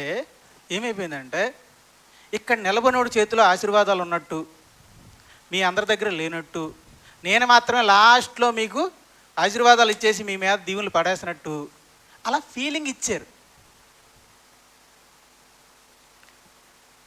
అంటే ఇక్కడ ఉన్నవాడే చెప్పాలి, అక్కడ ఉన్నవాడు చెప్పకూడదు. ఇక్కడ ఉన్నవాడు చెప్పాడంటే అర్థం ఏంటి? దీవెనలు ఆయన చేతిలో ఉన్నట్టు, ఆ దీవెనలు ఆయన చేతిలో ఉన్నట్టు, ప్రధానికి డబ్బు ఉందనుకోండి, ఇది దీవెనలు అనుకోండి, ఈ దీవెనలు నా చేతిలో ఉన్నట్టు, ఇవి మీకు ఇలా ఇచ్చేస్తున్నట్టు, మీ జోబులో పడిపోతున్నట్టు ఫీల్ అవుతున్నారు, ఫీల్ అయ్యేలాగా చేశారు క్రైస్తవ్యాన్ని. అది క్రైస్తవ్యం చేసిన పొరపాటు. క్రైస్తవ్యంలో జరిగిన పొరపాటు ఏంటంటే దేవుని సేవకంలో దీవెనలు లేవు కానీ ఉన్నాయని నమ్మించారు. నమ్మించి ఏం చేశారు, ఆఖరి ప్రార్థన ఆశీర్వాదాలు ఇస్తారు, ఇవ్వకుండా వెళ్ళకూడదు అన్నాడు. అంటే చాలామంది ఏమనుకుంటారు, ఆఖరి ప్రార్థన ఆశీర్వాదాలు తీసుకోకుండా వెళ్ళిపోతే ఏం మిస్ అయిపోయినట్టు. ఈ ఆశీర్వాదాలు అనుకోండి, మరి డబ్బులే కదా ఆశీర్వాదాలు అంటే, ఇవన్నీ ఏం మిస్ అయిపోతావు. లాస్ట్లో 500 రూపాయలు ఇస్తానంటే ఇక్కడ ఎవరైనా సరే ఆఖరి ప్రార్థన అవ్వకుండా వెళ్తారా వెళ్ళరా? ఎవరో వెళ్ళరు. అలాగే అందరూ కూడా ఆశీర్వాదాలు అయ్యగారి చేతిలో ఉన్నాయి, ఆఖరి ఆశీర్వాదాలు ఇస్తే పట్టుకుని అట్టుకెళ్ళిపోదాం అనుకుంటారు మీరు అందరూ, అంతే కదా? ఏం కాదు, అదే మన పొరపాటు. అది క్రైస్తవంలో వచ్చిన అమాయకత్వం. దీన్ని సంస్కరించాలని వచ్చారు మనగాళ్ళు. వచ్చి ఏం చేశారు, అసలు ఈ దీవెనలే తీసేయండి అన్నారు. ఓరోరోరోరే, పన్నులో పుచ్చు వస్తే పన్ను అంతా తీసేస్తావా? పుచ్చు తీయాలి, దాంట్లో సిమెంట్ ఎడితే పన్ను మళ్ళీ బాగుపడుతుంది. అది సంస్కారం అవనదు, సంహారము అంటారు దాన్ని. నీకు అవగాహన లేకపోతే అవగాహన లేనట్టు కూర్చోవాలి తప్ప నీ సంఘం వరకు ఓకే దీవులు తీసేసుకో. లేదంటే మొత్తం క్రైస్తవంలో దీవులను దీవించేవాడు వీడు అబద్ధ బోధలో ఉన్నాడు అని అంటే ఎంత అమాయకత్వం. అది కాదు కదా, పొరపాటు జరుగుతుంది క్రైస్తవంలో. ఏంటి ఆ పొరపాటు అంటే సేవకుడి దగ్గరే దీవులు ఉన్నట్టు విశ్వాసుల దగ్గర లేనట్టు, ఆయన వెళ్తా లాస్ట్లో ఆశీర్వాదాలు ఇచ్చి పంపించేస్తున్నట్టుగా భావిస్తున్నారు. మరి విశ్వాసులు ఎలా ఫీల్ అవుతున్నారు, వెళ్తా అయ్యో 4 ఆశీర్వాదాలంట ఇస్తారంట అయిపోయి. నిజం చెప్పమంటారా, క్రైస్తవ ప్రపంచంలో ఈరోజు లాస్ట్లో ఇచ్చే ఆశీర్వాదాల కోసం వచ్చేవాళ్ళు అంతమంది ఉంటారు, సగం మంది ఉంటారండి. బయట సంఘాలని అంతే, మరి మీలో ఎవరైనా ఒకరిద్దరు ఉన్నారు నాకు తెలియదు. కానీ బయట సంఘాల్లో కొన్ని సంఘాల్లో పాటలు పాడేటప్పుడు నిద్రపోతారండి, వాక్యం చెప్పేటప్పుడు ఆ పాటలు పాడేటప్పుడు పాడరండి. వాళ్ళు అలా ఉంటారు, అంటే ఏదో ఆలోచిస్తారు, ఇంట్లో కూర గురించో బట్టల ఉతకడం గురించో ఆలోచిస్తారు. వాక్యం చెప్పేటప్పుడు నిద్రపోతారు. లాస్ట్లో ప్రార్థనలో మాత్రం అటెన్షన్ అయిపోతారు ఇలాగా.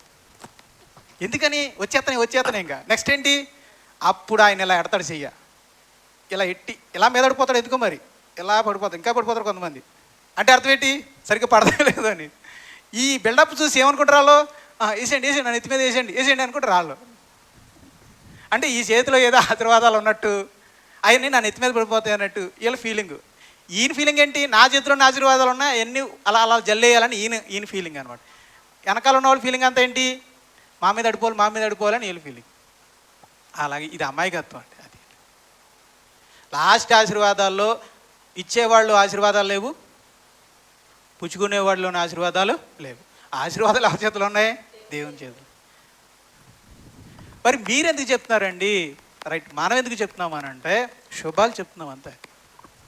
ఎందుకే నేను చెప్తున్నా, నా చేతులు కూడా ఏం లేవు. అందుకనే నేను చెప్పే శుభాలు మీరు వింటే ఆశ్చర్యపోతారు. నా శుభాలు ఎలా ఉంటాయి తెలుసా, తండ్రి అయిన దేవుని ప్రేమ, ప్రభు యేసుక్రీస్తు వారి కృప, పరిశుద్ధాత్ముని యొక్క సహవాసము మనందరికీ తోడై ఉండును గాక. ఎప్పుడైనా అబ్జర్వ్ చేశారా దాన్ని, నేను అన్నమాట మనందరికీ అంటే అర్థం ఏంటి, మీకు తోడైండు కాక అని అంటలా, అందులో నన్ను కూడా కలుపుకుంటున్నాను. అంటే మీకు కలగాలి, అలాగే నా కుటుంబానికి కూడా కలగాలి అని నేను ఆశిస్తున్నాను అని అన్నాను. అప్పుడు మీరేమనాలి, అవునండి కిషోర్ గారు మిమ్మల్ని ఆశీర్వదించాలి అని మీరు అనాలి. దానికి మీరేం చేయాలి, అనాలా లేదా? అందుకు ఆమెను అనాలన్నమాట. ఆమెను అంటే అర్థం ఏంటంటే నేను కోరాను. ఏం కోరాను ఆఖరిలో, దేవుడు మనల్ని దీవించి ఆశీర్వదించును గాక, మనకు తోడేండును గాక, ఆయన కృప ఇచ్చును గాక, ఆయన సమాధానం మనకు ఇచ్చును గాక, ఆయన యొక్క సహవాసం మనకు అందించి మనల్ని నడిపించును గాక నేను మంచి ఉద్దేశంతో కోరుకున్నాను. అప్పుడు మీరేం చేయాలి, ఆమెనని చెప్పి అవునండి దేవుడు మనల్ని దీవించి ఆశీర్వదించును గాక.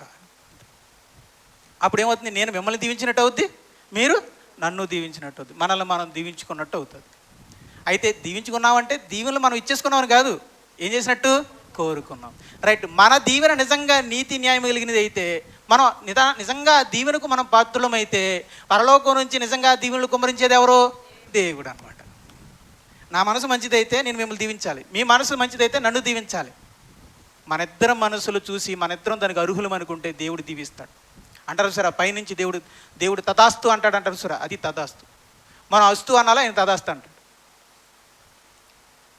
ఇలా కలుగును గాక అని మనం అంటాం, ఆయన తదాస్తు అని అంటాడు. మనం ఆమెన్ అనాలి అంతే. నేను కలుగును గాక అంటాను, మీరు ఆమెన్ అనాలి, తదాస్తు అని దేవుడు అంటాడు. తదాస్తు అంటే ఏం కదండి, అంతే జరుగును అని అంటాడు. తదాస్తు అని అనలేదు అనుకోండి, నా దీవెన మీకు రాదు, మీ దీవెన నాకు రాదు.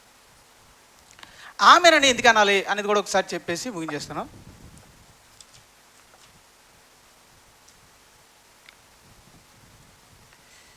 ఇర్మియా గ్రంథము 11వ అధ్యాయము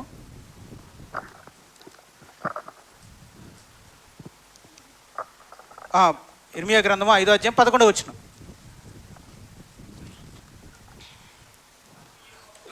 ఇశ్రాయేలు వంశస్థులు 11:5 నాన్న, క్షమించు, 11:5. అందుకు యెహోవా ఈ ప్రకారము జరుగును గాక గాకని నేనంటిని. రైట్, ఆ ప్రకారము జరుగును గాక అని అని ఇర్మియా గారు అన్నారంట. దేవుడు ఏమన్నాడు పైన? దేవుడు ఏమన్నాడు అమ్మా? దేవుడు ఏమన్నాడంటే, నేను మిమ్మల్ని మరలా పితరుల దేశానికి తీసుకొస్తాను, నేను నా మాటలని ఆజ్ఞలు అనుసరించేలా నేను చేస్తాను, మీరు నాకు జనులై ఉందరు, నేను మీకు దేవుడినై ఉందురు అని అన్నాడు.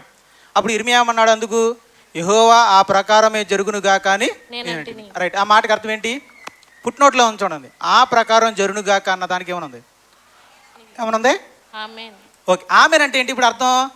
ఆ ప్రకారము జరుగును గాక. దేవుడు అంటున్నాడు, మిమ్మల్ని మరలా మీ పితరుల దేశానికి తీసుకొస్తాను, మీరు నాకు ప్రజలు ఎందురు, నేను మీకు దేవుడిని ఎందురు, నా నిబంధన అనుసరించి మీరు జీవింతురు అన్నాడు. అప్పుడు వెంటనే ఇర్మియా అలాగ జరుగును గాక అన్నాడు. నువ్వు నిజంగా మేలు కోరుకున్నవాడు అయితే ఏమంటావు? నేను అన్నాను, ఏమంటావు? అలాగూ జరుగును గాక. నేను అంటాను, ప్రధానికి ఇక్కడ దేవుని దంపతులు ఇద్దరు ఉన్నారు, దేవుడు నూతన వరుల్ని దీవించి ఆశీర్వదించి సంతోష సమాధానాలతో వారిని దీవించి ఆశీర్వదించును గాక అని అన్నాను అనుకోండి. అప్పుడు మీరు అందరూ ఏమంటారు? ఆమెన్ అంటే అర్థం ఏంటో తెలుసా? అవును, అలాగే ఈ భార్య భర్తలు ఇద్దరిని దేవుడు దీవించి ఆశీర్వదించును గాక అని మీరు కూడా కోరుకుంటున్నట్టే, నా కోరికను మీరు సమర్థిస్తున్నట్టు. అంటే మీరు కూడా ఆ ప్రార్థనలో, ఆ దీవెనలో ఏకీభవిస్తున్నట్టు. ఆమెన్ చెప్పావంటే నువ్వు ఏకీభవిస్తున్నట్టు అర్థం. అవును సమాధానం కలుగును గాక, అవును కలగాలి, దేవుడు మనల్ని దీవించాలి అని కోరుకోవడం అనమాట. ఆమెన్ చెప్పడం అంటే ఏకీభవించడం అండి. చూడండి, ప్రకటన గ్రంథం 5వ అధ్యాయము 13-14 వచ్చినాలండి. అంతటా ప్రకటన గ్రంథము 5వ అధ్యాయము 13-14 వచ్చిన. పరలోకమందును భూలోకమందును భూమి క్రిందను సముద్రములోను ఉన్న ప్రతి సృష్టము అనగా వాటిలోనున్న సర్వమును సింహాసనాసీనుడై ఉన్న వానికి గొర్రె పిల్లకును స్తోత్రమును ఘనతయు మహిమయు ప్రభావమును యుగయుగములు కలుగును గాకని చెప్పుట వింటిని.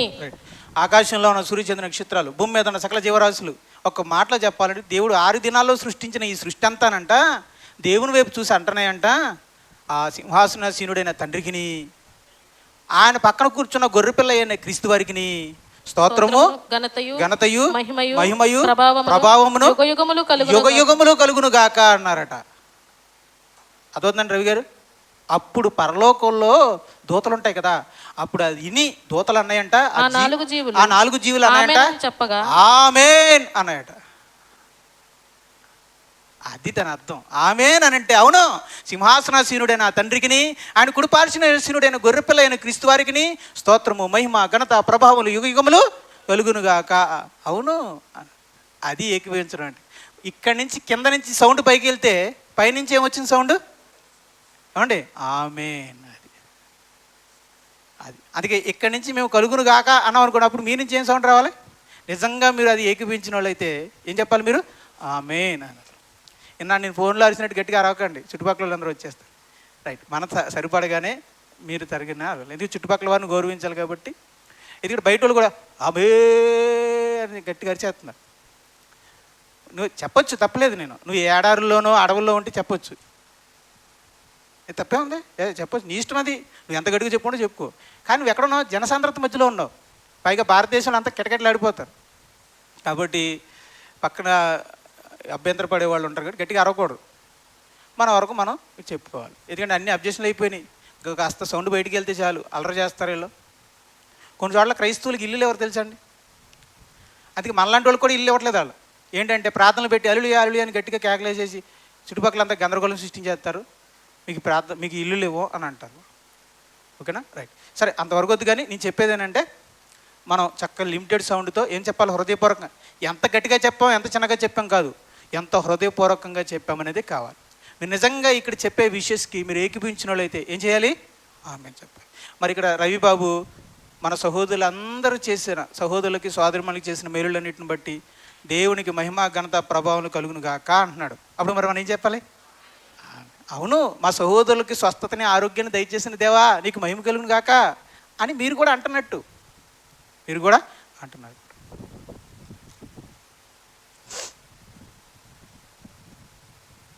సో ఇది మనం ఈరోజు మనం విన్న పాఠం మీకు పూర్తి అవగాహన అయిందని నేను నమ్ముతున్నాను.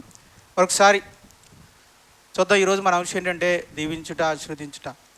మొదటిగా శుభాకాంక్షలు అంటే ఏంటి, దీవించుట అంటే ఏంటి అర్థం చూసాం.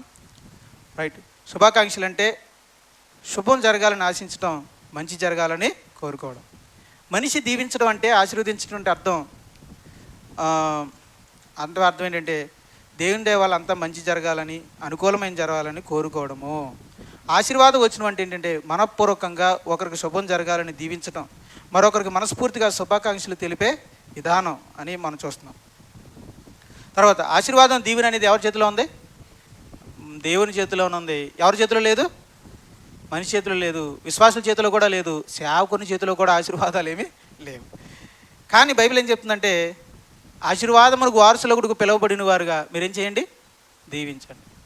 ఎవరిని దీవించండి? మీ శత్రువుల్ని దీవించండి, అలాగే మిత్రులను కూడా, మీ సాటి సహోదరులను కూడా దీవించమనే కదా. శత్రువులనే దీవించమందంటే మిత్రులను ఏం చేయాలి? ఇంకెక్కువగా దీవించాలి. రైట్, దీవించండి అని మనం చూసాం. 2 రకాల వచనాలు ఉంటాయి. ఒకటి శాప వచనం, ఇంకోటి ఆశీర్వాద వచనం. నిజంగా మనం కొత్త నిబంధన స్థాయిలో మన నోటి నుండి ఏం రావాలి? ఏం రాకూడదు? శాప వచనాలు రాకూడదు. రైట్, ఆశీర్వాద వచనాలు అంటే ఏంటి చూసాం. ఆశీర్వాద వచనాలు ఏంటి?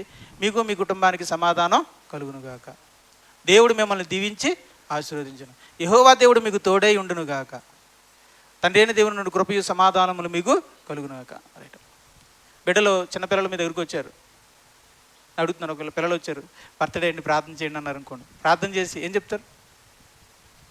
నాయన, చిన్ని నాయన, బాబు, పెద్దోళ్ళు, పెద్ద వయసు వాళ్ళు ఏం చేయాలి? పిల్లల్ని దీవించాలి. ఏమని? ఆయన వయసులోను, జ్ఞానంలోను, ఆత్మీయతలోను, అన్ని విషయాల్లోనూ దేవుడు నిన్ను దీవించి ఆశీర్వదించు, నువ్వు వర్ధిల్లుదువుగాక అని ఆశీర్వదించాలి.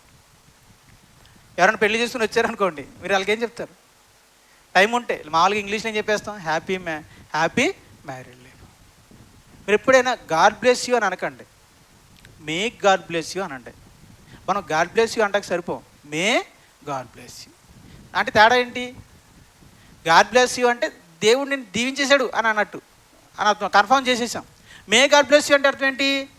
దేవుడు నిన్ను దీవించును గాక అంటే అర్థం ఏంటి? దీవించవచ్చు, దీవించకపోవచ్చు, అది ఆయన చేతిలో ఉంది. కానీ నేను మాత్రం ఏం కోరుకుంటున్నాను?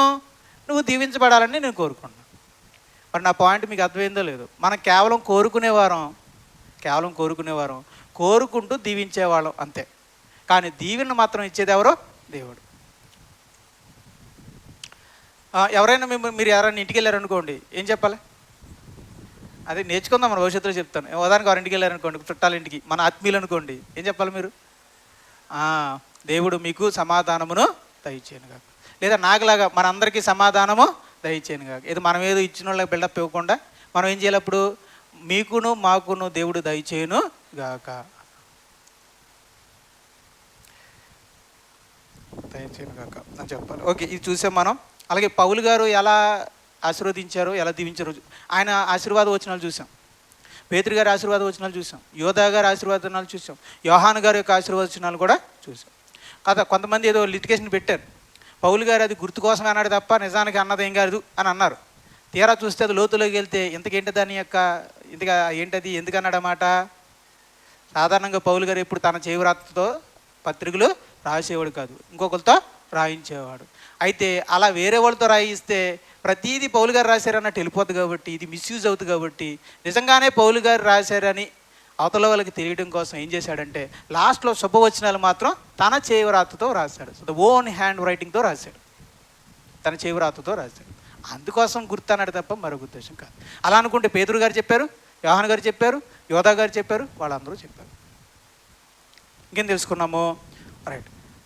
శుభాలు అనేవి ఒకవేళ ఈక్వల్గా అయితే ఒకరికి చెప్పాలి, అలాగే ఇంకొకరు. బోయాజు పని వాళ్ళకి చెప్పాడు, పని వాళ్ళు బోయజు చెప్పారు. రైట్. ఇశ్రాయేలీయులు అలా చెప్పుకుంటే దేవుని పిల్లలం క్రైస్తవులు మనం ఎలా చెప్పుకోవాలి?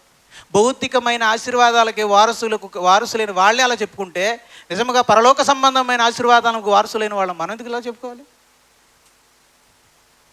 రైట్, అది ఒకటి చెప్పుకోవాలి. తర్వాత ఇంతకీ ఆశీర్వాదం ఎందుకు ఇవి చెప్పాలి? లాస్ట్లో రండి, వై వి షెడ్ విషెస్. మనం ఎందుకు ఈ శుభాలు ఎందుకు చెప్పాలంటే, ఒకటి దీవించమని వాక్యమే చెప్తుంది కనుక, రెండోది దీవించు వారికి దీవెన కలుగుతుంది కనుక, దీవించుట మన మంచి మనసుని సూచిస్తుంది. అసలు ఎందుకు దీవించమన్నాడు దేవుడు అంటే, ఒకటి దీవించమనే వాక్యం చెప్తుంది, రెండోది దీవెనిచ్చేవాడికి ఏమొస్తుంది? దీవెన వస్తుంది, మూడోది దీవించుట మన మంచి మనసునే సూచిస్తుంది. అంటే నువ్వు ఎలాంటివో చెప్తుంది, నీ మనసు ఎలాంటిది, మేలు కోరుకునేది అని. కరెక్ట్గా చెప్తే మనం ఏం చేయలేం, కానీ నిజంగా మంచి ఉద్దేశంతోనే చెప్తే దేవుడు చూస్తాడు, నీ మనసు మంచిది, ఎదుటి వాళ్ళు మేలు కోరుకుంటున్నావు అని దేవుడు అనుకుంటాడు అన్నమాట. తర్వాత ఆమెను ఎందుకు చెప్పాలి? ఏకీభవిస్తున్నాను నేను ఈ బ్లెస్సింగ్స్కి, లేదా నేను ఈ విషెస్కి నేను కూడా ఏకీభవిస్తున్నాను, ఈ ప్రార్థనకు నేను కూడా ఏకీభవిస్తున్నాను, ఈ స్తుతులకి నేను కూడా ఏకీభవిస్తున్నాను అని చెప్పడానికి ఆమెను చెప్పాలి. సో ఇవన్నీ విషయాలు పూర్తి అవగాహన మీకు కలిగిందని భావిస్తున్నాను. మీకు ఇంకా